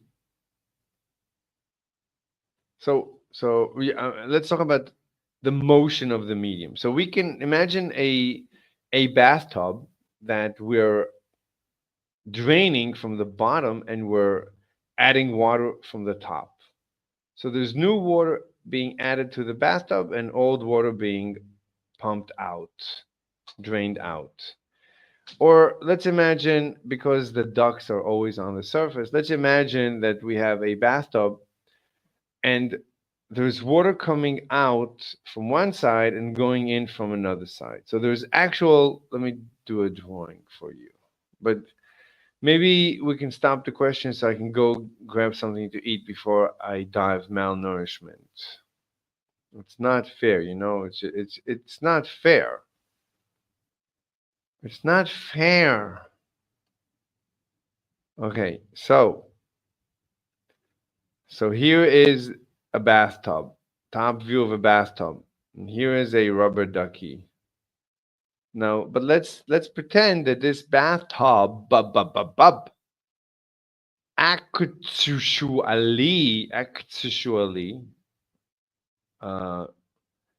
we cannot draw arrows here, right? There is an arrow. It's a very tiny arrow. It's the tiniest of arrows.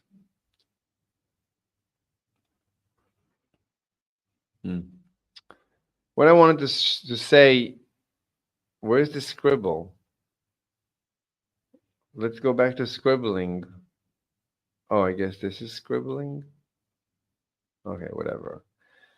So let's say the water is rushing that way. Let's say water rushes in. We have water rushing in this way. It's a bathtub. It's a different type of bathtub. Water rushing this way and water rushing that way. So there's water rushing in the bathtub. So water is moving through the bathtub, right? Uniformly. There's uniform motion. So now let's say we're going to put a net. We're going to put a net here. So the rubber ducky is, right, unbeknownst to it, if we place it in the water, we place the rubber ducky in the water, it's going to accelerate slowly in the beginning, right? Because the water, the water rushes through the rubber ducky, but, right, there is interaction between the rubber ducky and the water. So in the beginning, right, there's going to be a force of, it's not called friction with fluids, it's called something else. The interaction between a fluid and a solid. For now, it's a solid. Let's imagine this rubber ducky is a solid. Anyway, but because imagine there is a constant force of the fluid on the ducky, so the ducky is going to start accelerate until it hits. Imagine the rubber ducky is very heavy, so it's going to take it a long time to accelerate. So when we plop it here in the beginning, the speed, the v is going to be 0. And then it's going to just start accelerating. This is akin to, when we drop it, this is like a person jumping off a cliff. So as soon as the person jumps off the cliff, his velocity is 0, but or the apple. So this is like, oh, this is like the apple. The apple, when it falls off the tree, so as long as it's attached, let's imagine a string. So in the beginning, there is a string. This is the apple, right? This is basically the apple, and this is the tree. And this is the thing that holds the apple to the tree. I forgot the name. What is holding the apple to the tree? Oh, oh my God. What do you call that thing that holds the apple to the tree? No one knows. No one knows. What do you call that thing? Forget it. Let's continue. All right. And then one day, this connection is severed. When the connection is severed, the apple starts accelerating towards the ground. Why does this happen according to this model? It's because the water is flowing through the apple, right? Because the apple, think of it as just like the rubber ducky. The rubber ducky has water flowing through it. It's like a modern warship. If you know modern warships, they only have, like, when you look at them from the front, they sit like this in the water. Everything else is above water. They're stealth. Modern warships are stealth. So the water moves through them. This is a front view of a modern ship. An old ship looks like this. A modern ship looks like this, I think. It doesn't matter. This is what the rubber ducky looks like. The rubber ducky has two skids. It skids on the water. So these are the two skids that it has that are a little bit in the water. And imagine it's heavy. So it weighs quite a bit. And this water is very slow. So the water is going to start accelerating. Now the water is actually very fast. The water is moving at 10,000 meters per second. 10,000 meters per second is the velocity of the water. Really, really fast. It's flying by. But the interaction is minimal. So the apple doesn't accelerate immediately to 10,000 meters per second. It's going to take actually an infinite time to accelerate. Right? This is just math. So if the fluid, if the ether is applying a constant force, a force of interaction, there is a force. This force is created by the very interaction, you could say the friction between the water and the skids. But this force is constant. It has to do with the mass, with the inertial mass, right? The force is related to the mass. It causes an acceleration, but it's related to the mass. So, but this force is created by the interaction of the flow of this fluid with the skids. So,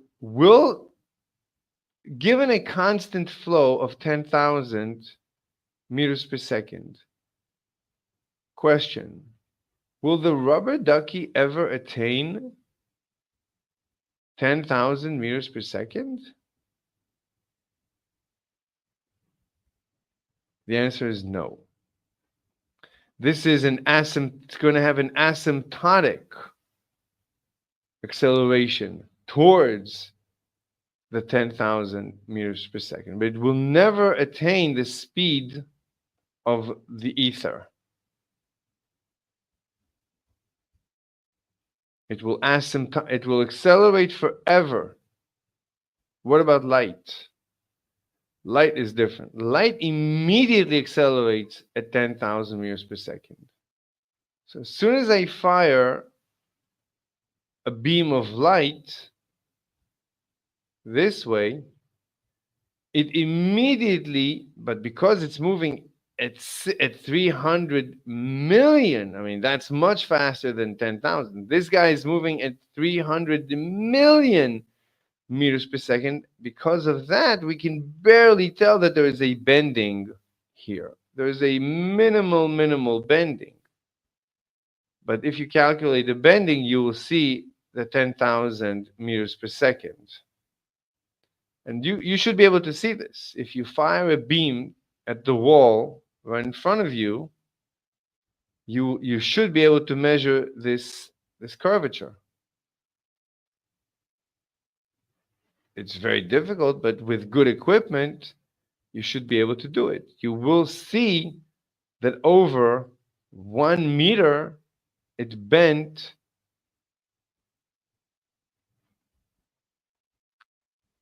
over 1 meter, it went down by 10,000 meters. But during this time, it also moved forward 300 million meters. So you could barely see it. Over 300 million meters per second, I think you should be able to see the 10,000 meters per second. Because over 1 second, light travels 1 million meters forward and 10,000 meters with gravity. But since you're not allowing it, you don't have enough of a distance between you and your wall in front of you, there's not even 300 meters. There's barely 3 meters. So you're missing 100 million parts. That's why it's an insignificant amount of bending. But light, there's no F equals ma for light. Light is a pure ether wave. And since ether is flowing at 10,000 meters per second at the surface of the Earth, as I calculated, this is GR. This is just GR.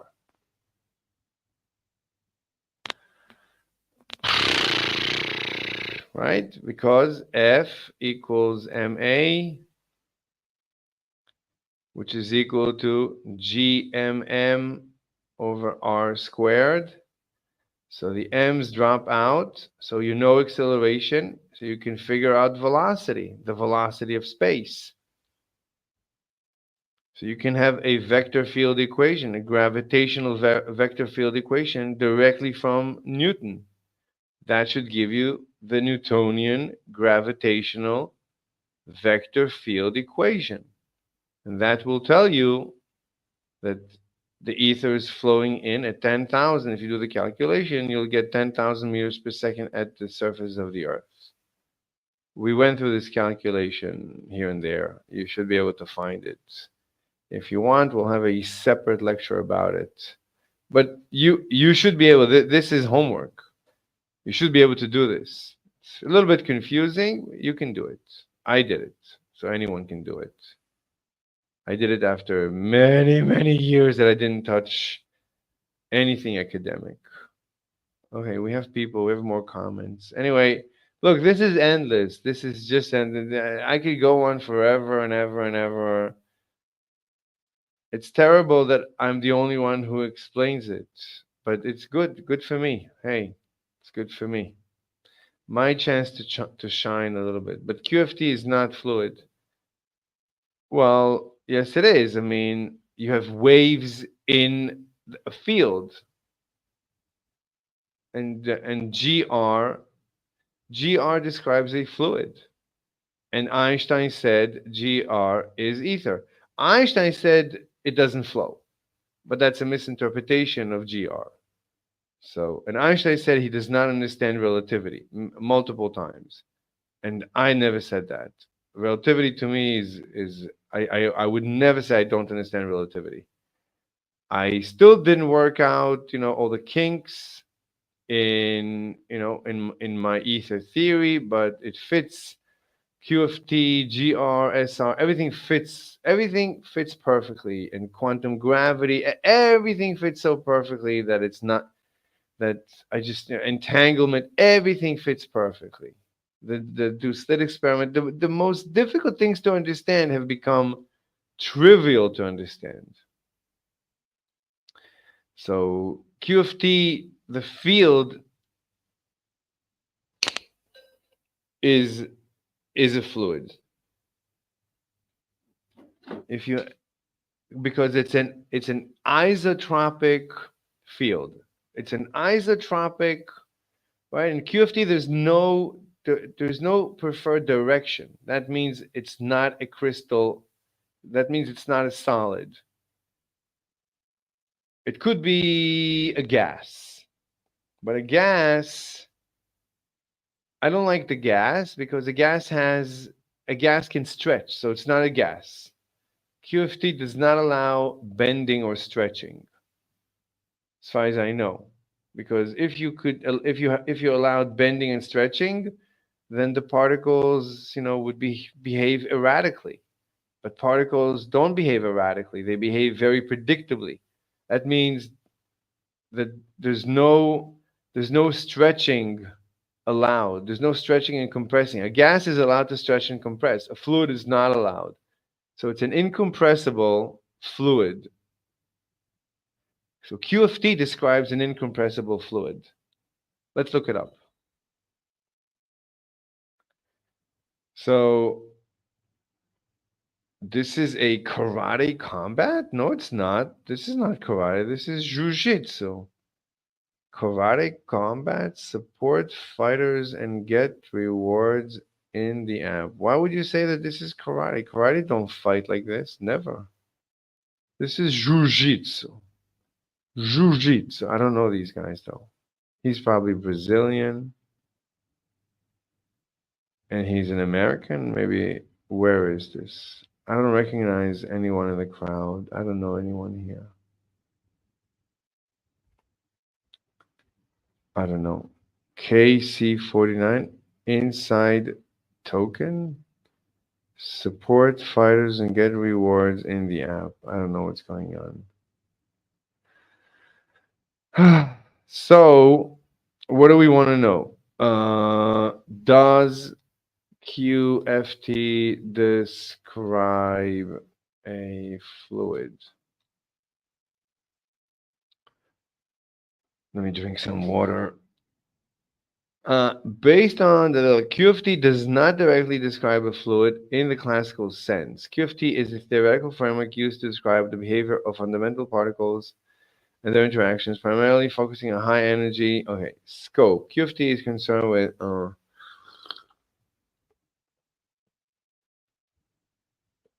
excited states are underlying quantum fields, whereas fluids are typically described. I don't care. QFT operates. Okay, that's not the question. The question is, does QFT have a preferred direction? I don't care. So everything QFT is true. We're going to prove there's no difference. There's no feature we can think of that distinguishes QFT from a fluid. So does QFT have a preferred direction? Does QFT have a preferred direction? Based on the provided, it appears that in quantum field theory, there is no preferred direction. Okay, so far, there's no distinction. All right, what else? Can the field compress? Can QFT compress?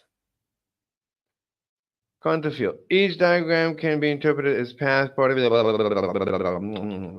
formulation. Question formulation technique. Quantum field theory. Using okay, ChatGPT. Okay, ChatGPT.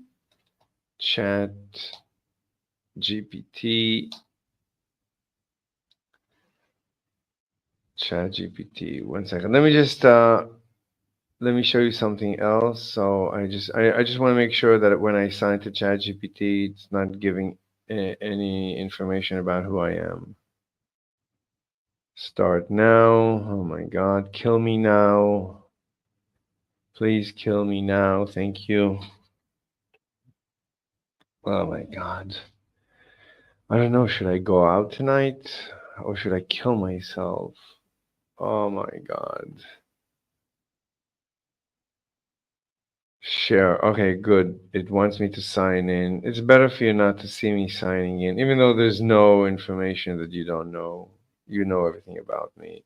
So it doesn't matter. All right, I think we're good to go. Here, watch this. So the question is, let's ask ChatGPT. So can QFT be compressed? Quantum field theory is a complex theoretical framework used to describe the quantum. Can QFT be compressed? Simplifying concept of understanding. It's possible to simply simplify efficient computation mathematical. Okay, let me ask it. Okay. In QFT, is the field compressible? What is the nature of this field? What do we know about this field? Nature of quantum fields. In QFT, fields are continuous. All right, continuous, just like a fluid, but this could also be a solid, but not a gas. Entities that exist throughout space and time. Particles are seen as excitations. Okay, these are just waves or quanta of these fields. For example, an electron is an excitation of the electron field and photon electromagnetic field. Classical compressibility. In classical physics, compressibility refers to the ability of a substance, like a gas or a fluid, to decrease in volume. Quantum fields do not have a volume in the classical sense, so the concept of compressibility doesn't directly apply. That's ridiculous. So quantum field theory, that's ridiculous. Quantum field theory. The universe is supposed to be composed of this field. You cannot tell me this field is compressible? Quantum behavior. Quantum fields are governed by the principles of quantum mechanics, where properties like position.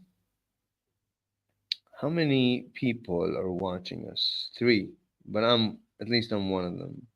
90%. Okay, let me unplug the battery. Look, I gotta go eat. I know you're not gonna feed me. That I know. I noticed that you don't feed me. I noticed that. It's noted. By the way, guess who texted me today after a couple of days of no texting? Yes, she did. She texted me. So I have a theory that as long as I like that's what she said too. Like I'm too dependent. I think she feels like I'm too dependent. Like I talk too much. Like she needs more freedom. She got really upset, not because of what I said, but because like I communicated too much. So the way she is, probably she needs more space. So I'll take my time. So I just, as soon as she responded, I emojied her back with a smiley, with a laughing emoji reaction, and then I'll wait a bit, and later I'll text her because I bought her stuff when we were together, and it just arrived. So I told her, and she made a funny remark after. So I think she just needs more space, like the most space I've ever seen anyone needing, which for me is great because I need space, and I don't like I'd rather do my work. So this is perfect. So we're a match made in heaven. or hell. Anyway, let's continue. So the concept of compressibility doesn't directly apply. That's ridiculous. Quantum behavior, quantum fields govern principle. Okay, where properties like position, momentum are described probabilistically. Okay, continuous. It's continuous. Randomization, renormalization. Well, fields themselves are not compressible, so they're not. QFT involves techniques like renormalization to deal with infinities and make predictions finite and meaningful. These techniques involve changing the scale. I don't care. Effective field. In some effective field theories, I don't care. Anyway, look, it says here they're not compressible. I don't know what that means, rather than continuous quantities that can be compressed. Can it be stretched?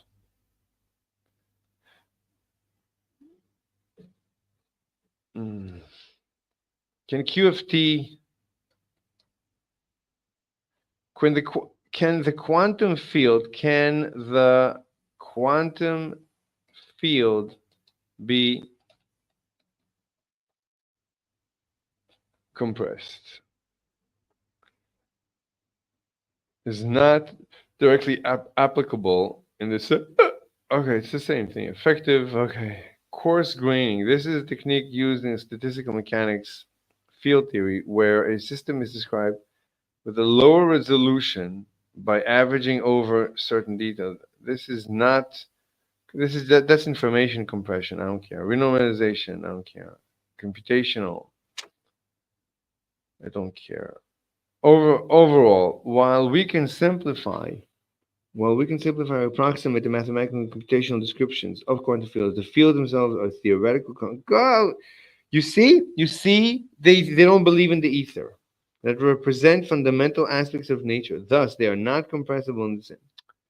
What do you mean? So what is waving? Then what is waving? The electron.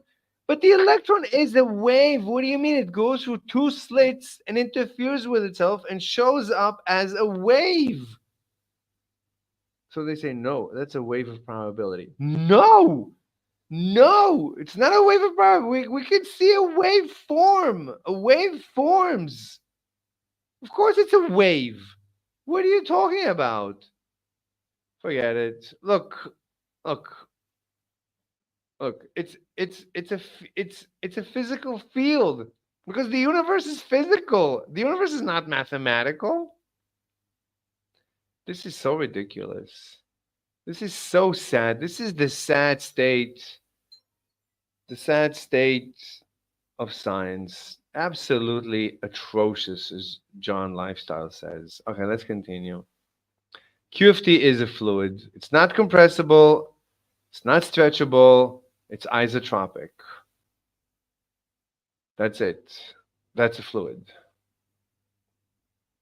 And things can wave in it and nothing but wave. Everything is a wave in it. And everything is a wave in this universe. And this field is everywhere in the universe. It's the ether. It's just the ether. I think you are honestly debating a straw man ghost. Oh my God, again?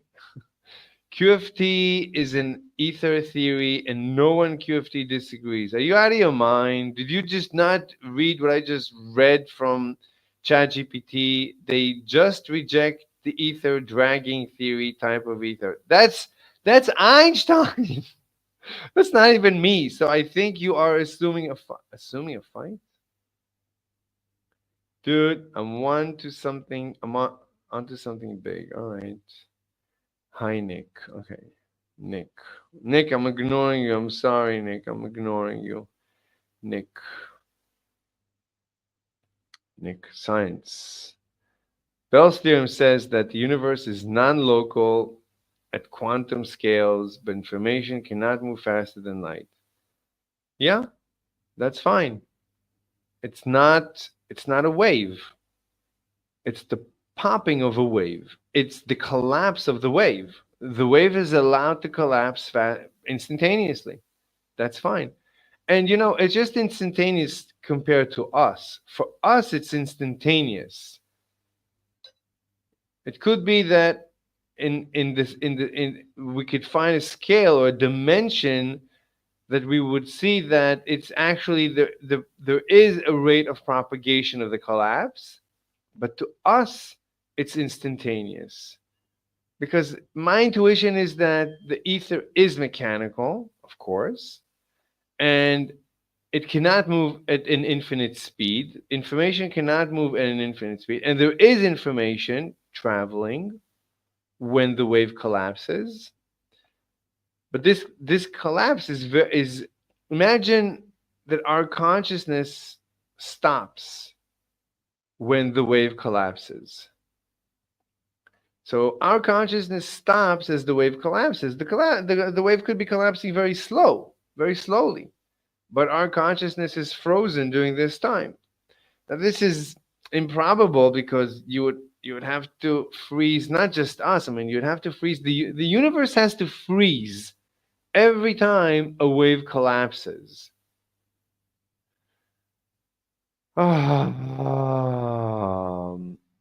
That reminds me, you know what behaves like this? Like when you debug a program, you freeze it as you debug it, you freeze it. You are freezing during the debugging process. Not just that, when you debug a process, the process itself is frozen. That's just the default behavior. All the threads in a process are frozen when you're debugging one thread.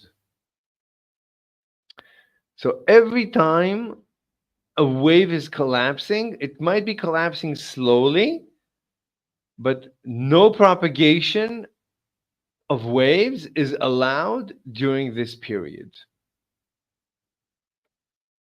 But that would also violate the nature of the ether. Like, why would it freeze? What would cause the ether to freeze? So I don't know. I don't know. I don't know how this would work. Maybe the collapse is a different type of interaction that's just very fast. But it would have to be so fast that it crosses the visible universe in an instant. I don't know how it has to. It has to be. It can't be fast. It has to be instantaneous because the collapse has to be such that only one interaction out of the wave is allowed. The wave cannot interact with multiple particles. The wave cannot be detected simultaneously at two different locations. This is like Bitcoin. So it could be in the Bitcoin graph that two transactions contradict each other. So that's why it needs time to resolve. The information needs to go through the entire graph, and any contradictions, this is why they need to hash it out with the mathematical algorithm. That two transactions. Yeah, I just need to make sure the audio is okay. So,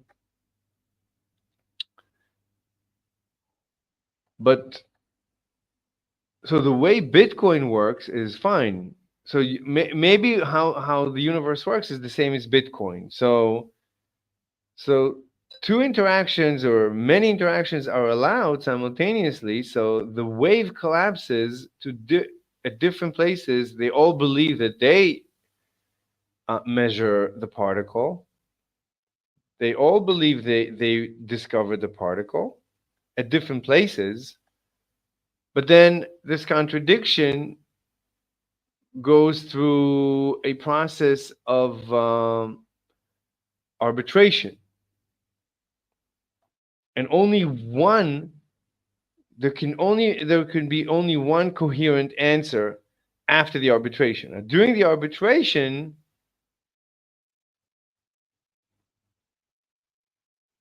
you could get a contradiction.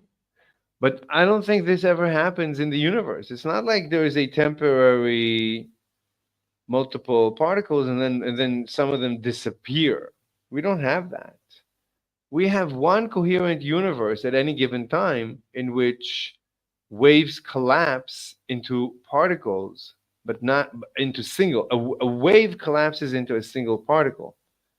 We fire an electron and only one electron shows up. We don't fire an electron, two show up, one disappears, and one stays.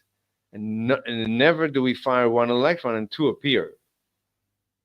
As far as I know. I'm assuming all this. But so this means that the collapse is instantaneous. The information is instantaneous. I don't know how that would work. I just don't know. A mechanical ether would be in violation of such a mechanism. So I don't know. A mechanical ether needs time for any information to propagate. Somehow a single wave never interacts with two particles simultaneously. But that's not reasonable to expect this, because a wave can propagate through the universe and across the visible universe interact with one detector, and across the other side of the visible universe interact simultaneously with another detector. By what mechanism can information travel instantaneously so that they never, the one quantum energy is never endowed, is never detected twice? How? So it has to be instantaneous. The measurement of the particle, the collapse of the wave must be instantaneous. Not just instantaneous. It has to be playing dice. It literally has to be playing dice. Who is playing dice? It's like it has to be the arbitrator that's playing dice and deciding. Because even instantaneous is not enough. Because you could discover that instantaneously the wave collapsed at two different places simultaneously. The wave was measured at two different places simultaneously. So the measurement of the wave must be arbitrated externally. The arbitration must be external to the ether, to Q of t. So I don't know what do they say? That's not my job. What do the scientists? What do they say? How does that work? It's instant is not even enough. It's not even enough. An instant mechanism is not enough. You literally need to roll a die. You literally need to roll a die, a single arbitrator. There has to be like a god that rolls the dice for every wave to particle collapse, every wave detection. You need a god to roll a die to decide where will this wave materialize.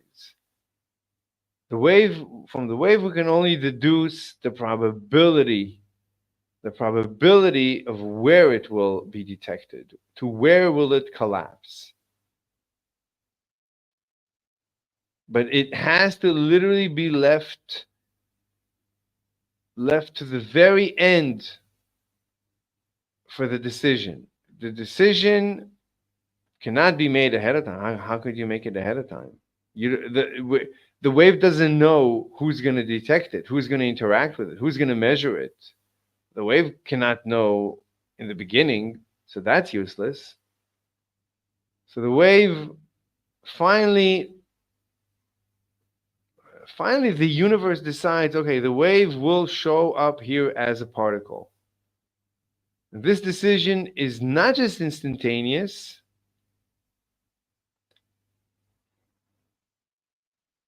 It must be an arbitrator, a single universal arbitrator, at least for every wave. Every wave must be assigned an arbitrator who will arbitrate, who will roll the die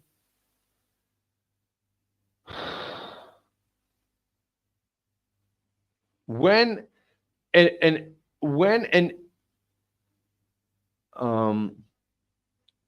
a simultaneous measurement takes place. A die must be cast to decide which one will win.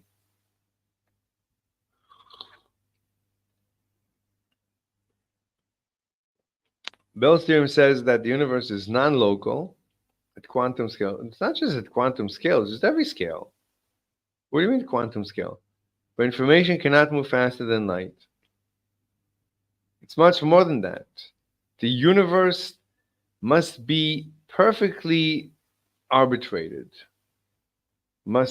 There must be random, unless there's like an algorithm to resolve contradictions. Unless every wave has an arbitration mechanism. I don't know enough about Bell's theorem or about quantum mechanics. I don't know enough. Everything I'm saying is just from knowing the properties of the ether. This is how I would predict the universe to behave based on just a theory of gravity. So the fact that I'm able to think through entanglement, the fact that I can predict entanglement, predict quantum wave duality, particle wave duality, predict and predict the positive pressure of the universe, predict lambda, Einstein's lambda. So many predictions. It's so easy. It's so intuitive just from a fluid universe. I'm making so many predictions that everything fits into known science. This is nothing short of miraculous. The fact that no one talks this way, that's even a bigger miracle. What just happened? What's going on? Oh, it's resetting. This guy's resetting. It's like a bug in Discord. Okay, where were we? What were we showing? We were reading something. ChatGPT? And answering questions? Okay. Yeah. Okay, I gotta go eat because I'm dying. Absolutely dying. Is the ether a field or the totality of the field? There's only one field. That's another property of the ether. There can only be one field. You cannot have two oceans, one inside the other. That doesn't make any sense, right? So that's why you cannot have two fields. That's why the QFT, in my opinion, it doesn't make any sense. Not just that, QFT cannot live side by side with gravity, with electromagnetic field. You cannot have multiple fields. There's only room for one field in the universe, and this is what's known as the unified field, or this is unified field theory. So the way I understand the ether, I get for free a unified field theory, whether I like it or not. That's one of the beautiful things, the way I understand the ether. It's like immediately, as soon as I understood gravity, because no one understands gravity. I've heard anyone and everyone on YouTube explain gravity. Like all the big names, the biggest names, who are professors of physics in of themselves and active researchers and PhDs, the people on YouTube are impeccable. I mean, these are the best of the best of what the science edifice, the scientific industrial complex has to offer. I've heard everyone explain gravity. No one understands gravity except for maybe Science Click. Science Click has a good understanding of gravity using something very similar to the ether. Let me show you. Let's go to YouTube. Let's create another YouTube. Share.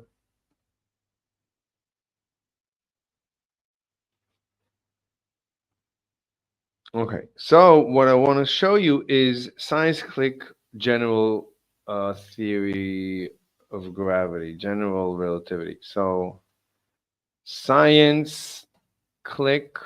I don't remember how he spells click. His name is Alessandro or something. Science click, just gravity. Science click gravité. Science click gravity. Maybe he has also, there's science click English, Einstein's gravity. Let's see, I think this is it. 5 years ago. No, I think that's the old video. Yeah, that's the old, that's the curvature of space-time, and that makes zero sense. That's nonsensical. But you see that, okay. This is science click spin, geodesics and relativity. Okay. This is from 2 years ago. From the number of years ago, I can tell you, yeah, this is nonsensical. The time creates gravity. There's a lot of people that say this nonsense. Time, such nonsense. It's just a fluid flowing. How, like, why do you need to come up with these bizarre, unscientific, non-mechanical explanations? Look at this nonsense. Absolute nonsense. Absolute nonsense.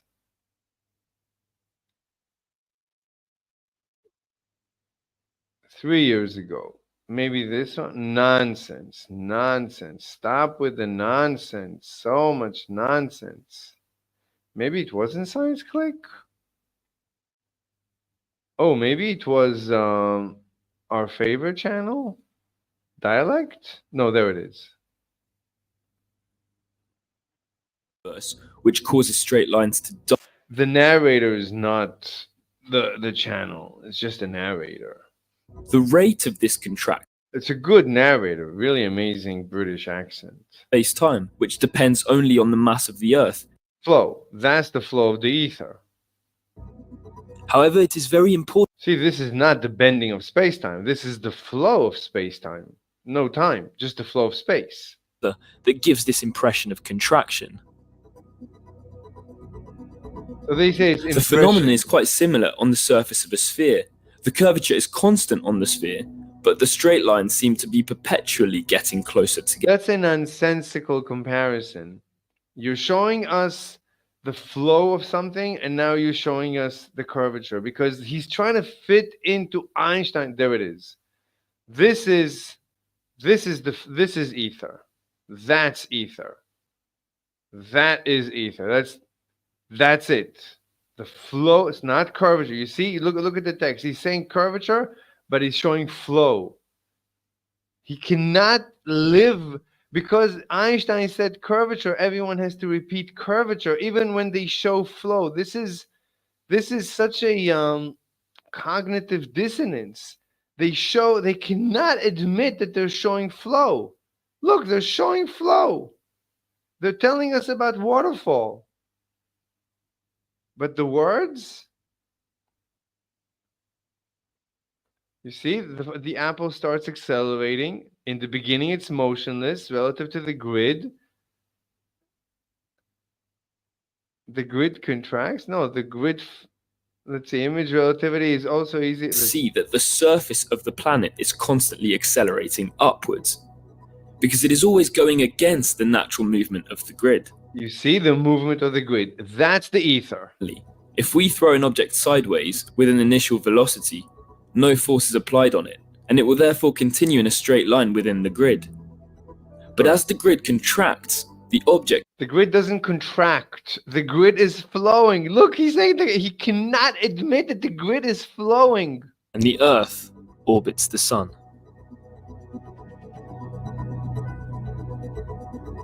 Exactly. That's the ether. That's all. That's general relativity, and that's the ether. It's really very simple. So, narrated by Octave, but reviewed by Thomas Harvey. But who is the Science Click? I think they always say it's Alessandro. What a name, Octave. Dr. Octave. So, yeah, there it is. Into a spatial click. Today. That's from 3 years ago? Today, how to visualize general relativity. The goal of this video This is to isn't show let visualizing general relativity. It's so simple. Like GR is the simplest thing in the universe, and Einstein couldn't understand it. Einstein could not understand it, and that's him saying that. That's not me saying that. That's he said that. So don't blame me. You know, I'm just a messenger.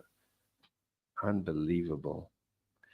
I have to argue with myself, arguing with people. Okay, so Einstein was able to picture this. No, he was not able to picture this. And it's so simple to picture. Why is it so difficult for people to picture? It's not acceptable to describe gravity inside spacetime using gravity outside spacetime. This model deserves a lot more credit. It's not a model. This is reality. A lot of people studying general relativity are often troubled with the obsolete and underrepresenting rubber sheet model, while others might think there is no problem with the concept, which is actually not accurate. I don't know. The feeling of it clicking when you mention that even if the apple is sitting still in space, it's still moving. Oh my God, what nonsense. Message for those watching this video at the end of January 21. I highly recommend you to watch the videos related to the math of general relativity. Believe me, no, you don't need to watch anything. Just watch this video and you'll understand GR. The best visualization is something that can't be visualized I ever seen. I mean, it can be visualized if you just have a deep water pool and you have a water pump at the center. That's it. That's all you need. That is all you need. That initial marbles on a fabric. I don't know if somebody's calling. I don't care. You are a star. Dude, ditto everyone else. I've been trying to find explanation like this for years. Last 40 seconds. But yeah, everybody says this about every video, even the ones no one understands. I've always found the elastic cloth visualization problematic. Yeah, thank you. Don't stop making animation. This is by far, and the fact that no one picked up on this visualization and no one mentions the ether, right? Let's look. Is anyone saying ether after this video? Let's load some messages. Okay, let's look for ether. Nothing. What about ether? Okay. Together. I don't know where that is. I don't see it. Oh, that's together. Where's the line? Oh, Lorenz's ether unveiled. The legacy and controversies. We need to watch this. See the pattern. Minkowski spacetime. Minkowski spacetime is very good for wave mechanics. It's nothing to do with light. It's just wave mechanics. It's just that it's that special case of wave mechanics where time is measured by waving. That's it. Which is just what our lives are. What reality is. Everything is waving. Let's see, any comments? Anything?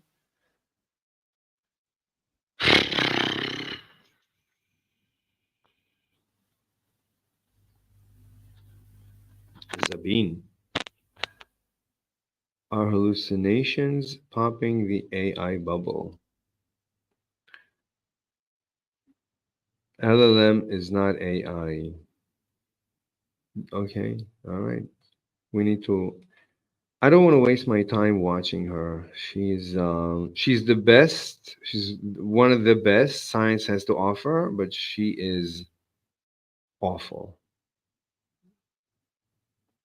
She's objectively awful. I mean, objectively just compared to me, compared to what I'm looking to hear. Anyway, so I was gonna let's look at where he makes this what the mathematics tell us. And you see, this is what the math tells us. The math, this is the math. This is the math. This is the math. According to him, I didn't look at it. I looked at Newtonian math, and I understand that they tell me that Newtonian math is a degenerate case of Einstein's math. So for all intents and purposes, all I care for is this. This is exactly what it looks like. This is just Newtonian, what I showed you in Newton's. We lost the thing. That's what I told you, that the MA equals GMM over R squared, where the M's drop out. So A equals GM over R squared. And then you can integrate A into V. So you have a vector field equation, a gravitational vector velocity field equation. And this is it. That's what we're seeing here. That's it. This is Newtonian. This is Newtonian. This has nothing to do with Einstein. This is exactly what Newtonian, this is the Newtonian field equation. The velocity, the velocity, vector, gravitational field equation from Newton. It's a long name. Newtonian, gravitational, vector, velocity, field equation. This is what it looks like.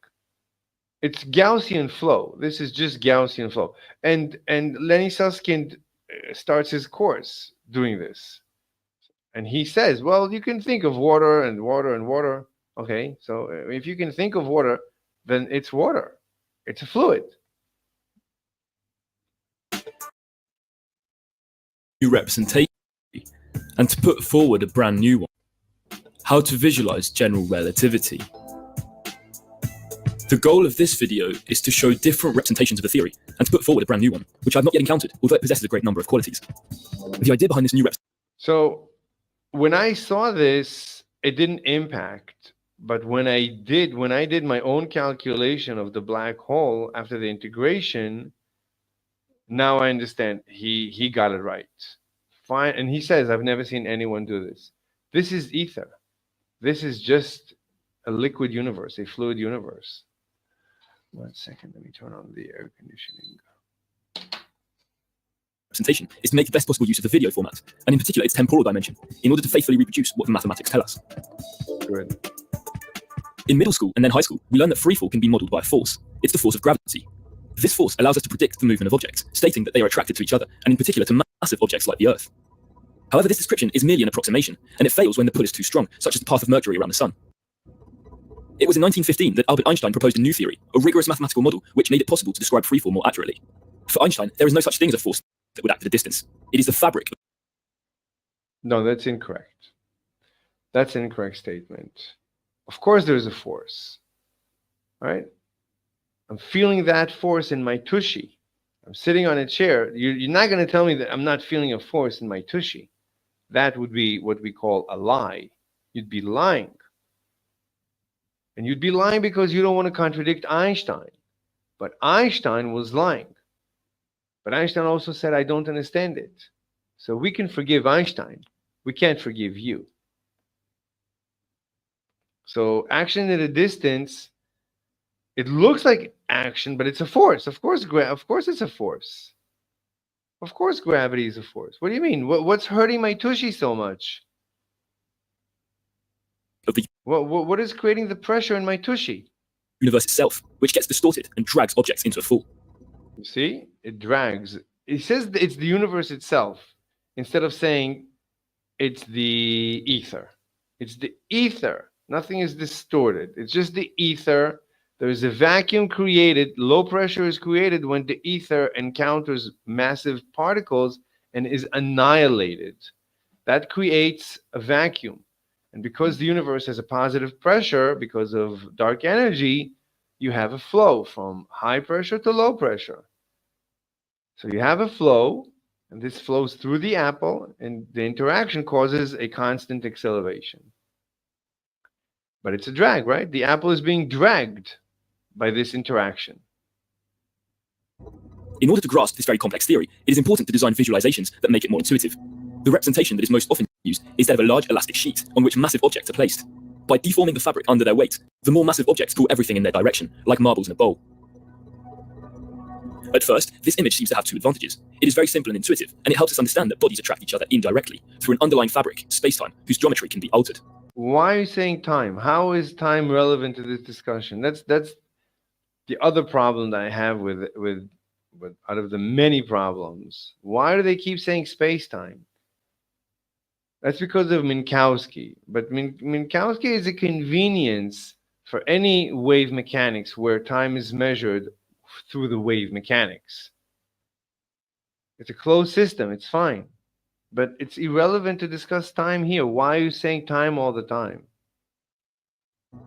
However, although it is extremely widespread, this way of presenting general relativity has a large number of problems, which make it not very rigorous. In this video, we will try to improve this image by making 4 major changes. To begin with, the image of the elastic sheet seems to indicate that objects are placed on spacetime, like marbles, while in reality, spacetime is the fabric of the universe. Why are you calling it spacetime? Such nonsense. That contains them. Therefore, one so embarrassing. I used to call it spacetime too, but I stopped doing that very quickly. Like, how is this related to time? Time has nothing to do with it. Improvement that we can start with is to flatten objects onto the surface, so that it is clear that they are not exterior but contained within. I don't know why he's going through this evolution of his conclusion. If he just takes the math, the GR math, he will get what he showed us in the beginning. That's it. You don't need to go through any steps.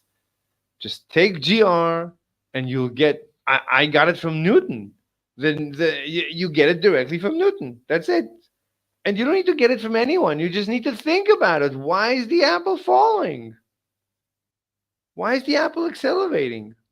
That's it. Just think. Why is the apple accelerating? That's all. That's all you need to know. The apple is accelerating. Good. That's all you need to know. Ether. Must be an ether. That's it. Done. Why is light? Okay, light is a wave. That's given. Well, it can't be anything else. I would have predicted light is a wave. Once I discover how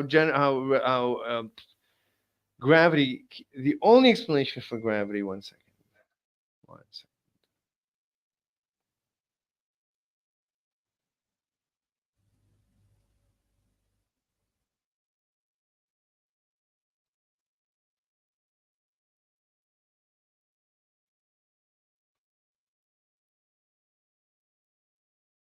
second.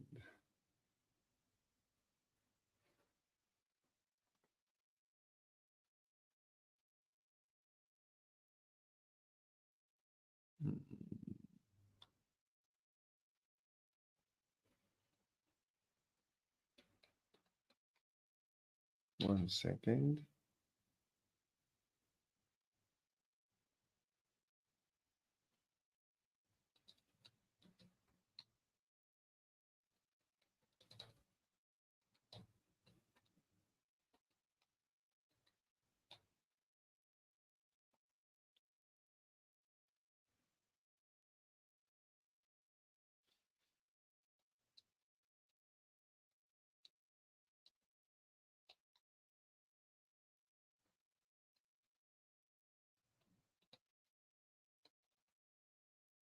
All right.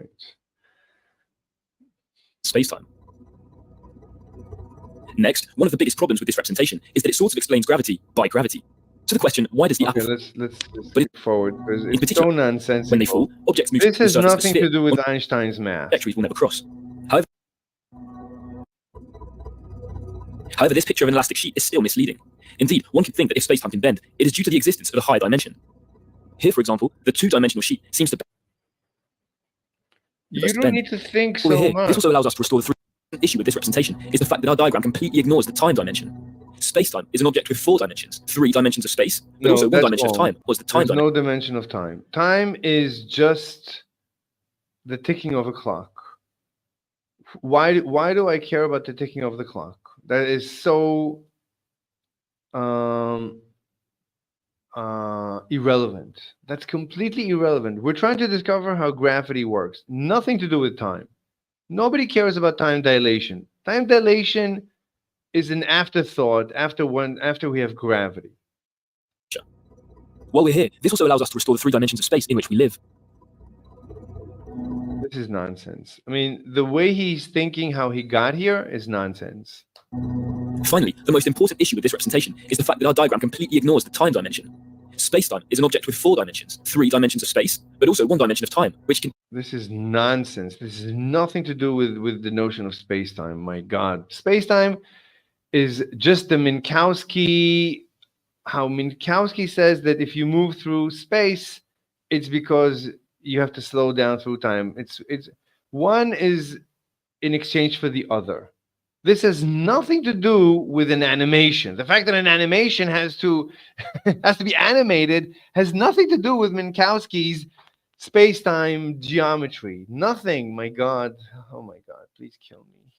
When will this happen already? When will the pain be over? What did I want to do? Just keep playing. equally bend and curve. Faithfully rendering a 4-dimensional geometry is strictly impossible. You see, it's because Einstein said it's got to be bent and curved, so he has to repeat Einstein's nonsense. That's because the geometry is curved geometry, and nothing is curved in GR. There are no curves in GR. There's no curves in GR any more than, I don't care. There's the flow. There is vectors. I don't know what curves are. There is vectors. It's a vector field equation. That's all it is. That's all it is. It's a vector. It's a vector analysis, vector analytical geometry, whatever. It's just vectors. It's just vectors. That's all. That's all. And we therefore have to find a trick. These vectors are actually, regardless of time, right? It's f equals gmm over r squared. There's no time involved. There is time with f equals ma. F equals ma. A is dv dt, or dx, the second derivative of the location. Fine. But as long as you're not showing anything moving, as long as you're not doing the MA, nobody cares. Just do. Anyway, it's irrelevant. I mean, just show the flow of a fluid. It's the flow of a fluid. That's all it is. A first idea would be to add small clocks to our diagram at each point of the grid. Why would you add clocks? That is not. This is so peripheral. That is so non-essential. That you get time dilation because the rubber ducky is moving, so its clock is slowing down. That's irrelevant to the fact that there is a flow. There is a flow. There is a Gaussian flow. That's all we need to know. By the way, it's called the Gaussian flow. In this way, the space grid becomes a space Lenny Susskind teaches it in the beginning of his GR course. time grid, and we understand that time can flow differently depending on where we are. That being said, adding clocks to our diagram doesn't give us much more intuition, and in particular, we still don't really understand what causes objects to fall. If we drop an apple, for example, why does it start to move towards the Earth? He's saying Einstein's curve geometry doesn't help. It doesn't help. It's so dumb. To really understand, it is necessary to remove 1 dimension of space to represent the dimension of time. In fact, it is the time component of the curvature which explains gravity. Oh my God, the curvature. You see, he has to say curvature because Einstein said curvature because it's curved geometry, nothing to do with anything. With such a diagram, we see that the apple is always in motion. Even when it has no speed at the start of its fall, the apple is still moving in time. It progresses towards the future. When no force is applied to the apple. You see the nonsense? They have to say so much nonsense. And this is the most accurate video in the literally known universe. Yet it's mostly nonsense. The curvature of spacetime will gradually bend its trajectory between a temporal speed towards the future and a spatial speed towards the ground. Nonsense. Nonsense! Absolute nonsense! Nothing to do with anything. Wait a minute. You're not seeing the bottom. I'm hiding it. I'm sorry. The apple moves in a straight line, but the curvature of spacetime rotates the orientation of the apple moves in a straight line. Oh my God, the apple moves in a straight line. My God, kill me now. Please kill me now. When do you have time to kill me? this straight line between time and space.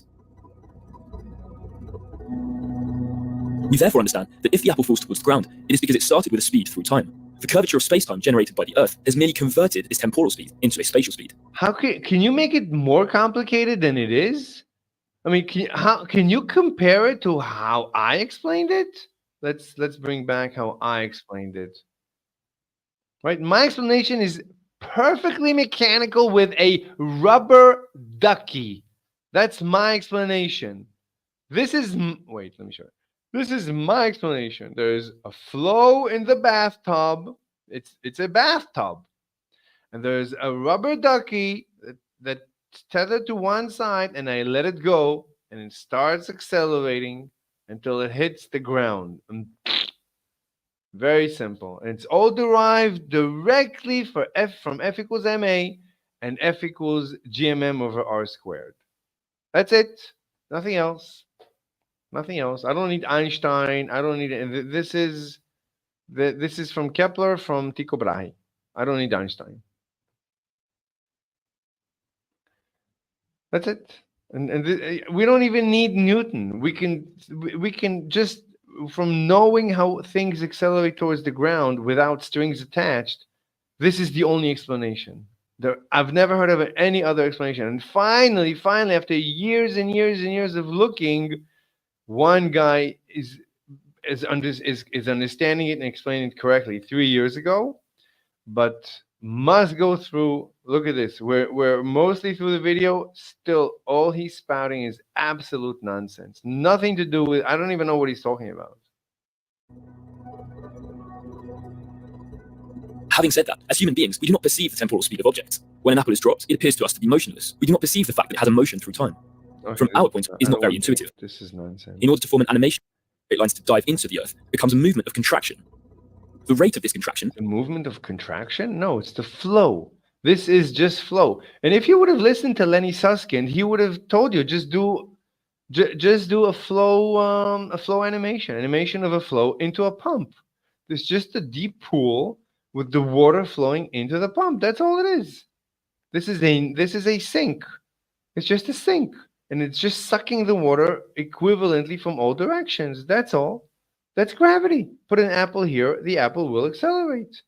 I mean, if the apple, the apple will accelerate. It's a little. The apple needs to have a mass, needs to object to. It has to have inertia. So it has to be. Imagine a very heavy apple, and imagine there is no gravity here. So it has very high mass, so very high inertia. So when you let go, it's at zero velocity, and then it's interacting with the water. The water is causing it to accelerate. It will forever accelerate relative to the fluid. When the rubber ducky goes into the bathtub, and you cut the tether, it starts accelerating. It will forever accelerate. It will accelerate asymptotically compared to the fluid. It will never attain the fluid's velocity. Only if you drop the apple at infinity, then the apple will reach the surface at the speed of the ether at about 11,000 or 10,000 meters per second. So if something ever drops on Earth at 11,000 meters per second, it sounds like it started from an infinite distance at zero. Whatever. Sorry. Okay, continue. Is constant and perpetual because the curvature of space-time, which depends only on the mass of the Earth, is always curvature of space-time. See, even he has to spout this nonsense. Same. However, it is very important to understand that the geometry does not really contract. It's the fact that straight lines get closer together. So the geometry does not really contract. Together, that gives this impression of contraction. Impression of contraction. What contraction? This is flow. This is just flow. The phenomenon is quite similar on the surface of a sphere. The curvature is constant on the sphere. It's completely different than the surface of a sphere. It has nothing to do with the surface of a sphere. What are you talking about? You almost got the right answer. You were already saying the correct explanation, but you have to go back to the nonsense that everybody else says. How unfortunate for everyone and you.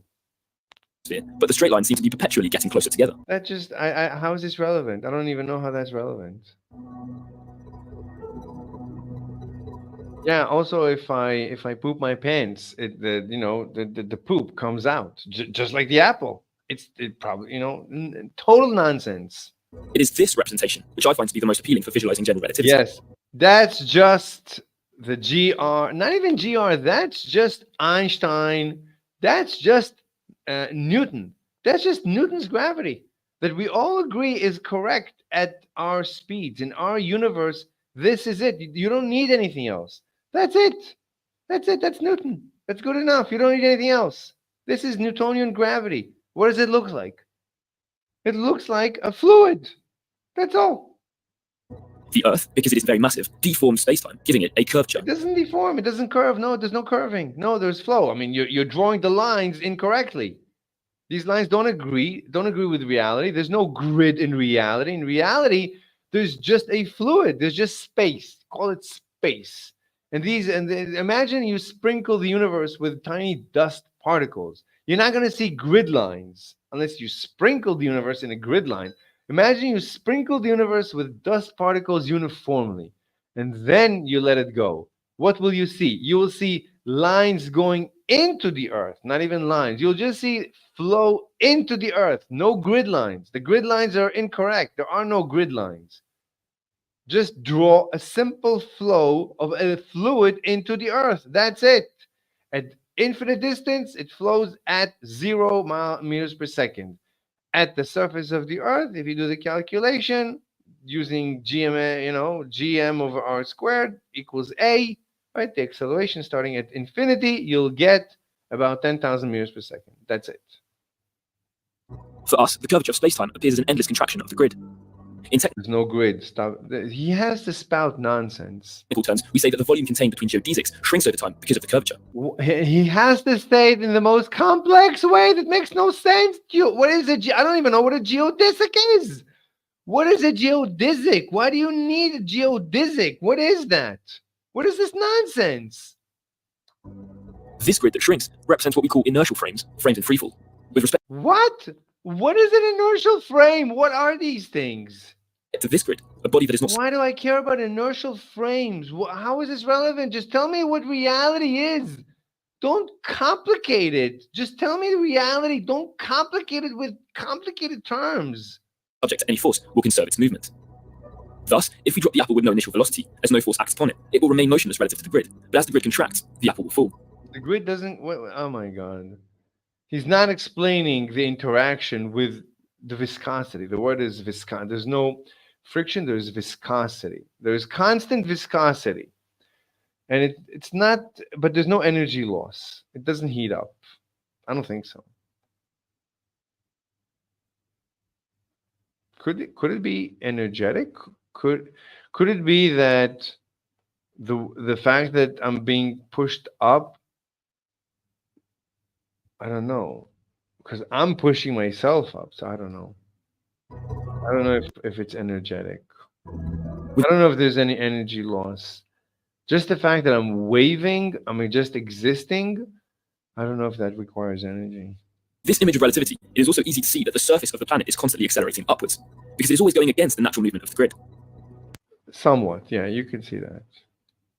Finally, if we throw an object sideways with an initial velocity, no force is applied on it, and it will therefore continue in a straight line. Okay, so that is all I wanted to show you. That was in response to, is the ether a field or the totality, or was that the question? I don't remember. Anyway. Look, you guys, okay, Nick, science. How is my mass behind me when mass is at my center from my point of view? I don't know what you mean. Oh, that's Nick, okay, science. I don't know. Okay, you guys are having a conversation. Let me see if there's anything else. Oh my God, so many messages. Okay, but you guys are talking about something else. Okay, you need to remember. Okay. Why don't you discuss what I'm teaching, my lecture, and why don't you write notes and present it in written form to the community? That's what I'm asking. Is it that nature of quantum stuff is so quickly changing that the meaning of volume and compress make no sense? Because when you started to compress and they are now different particles. Oh, that's Nick. Nick is is using terminology that I'm using. What is the nature of this field? Good question. Someone order this man a meal. Go eat. I'm starving. I just get the fluid, but no compressible part, and bam, you hit me with that.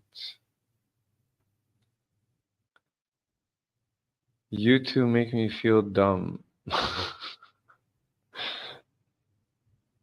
Mr. Slave, you're intelligent. Yeah, I'm very intelligent people. Me very smartest. Me think very, very good. Very good thinker. Very good thinker. All right, Nick. Okay, everyone. I gotta go eat. It's not healthy for me to not eat. Let's stop here. It's been 3 hours, 40 minutes. Okay, we need to write the paper. Please help me write the paper. Please help me write the paper. Please, God. Okay, let's end here. See you after the break. Bye.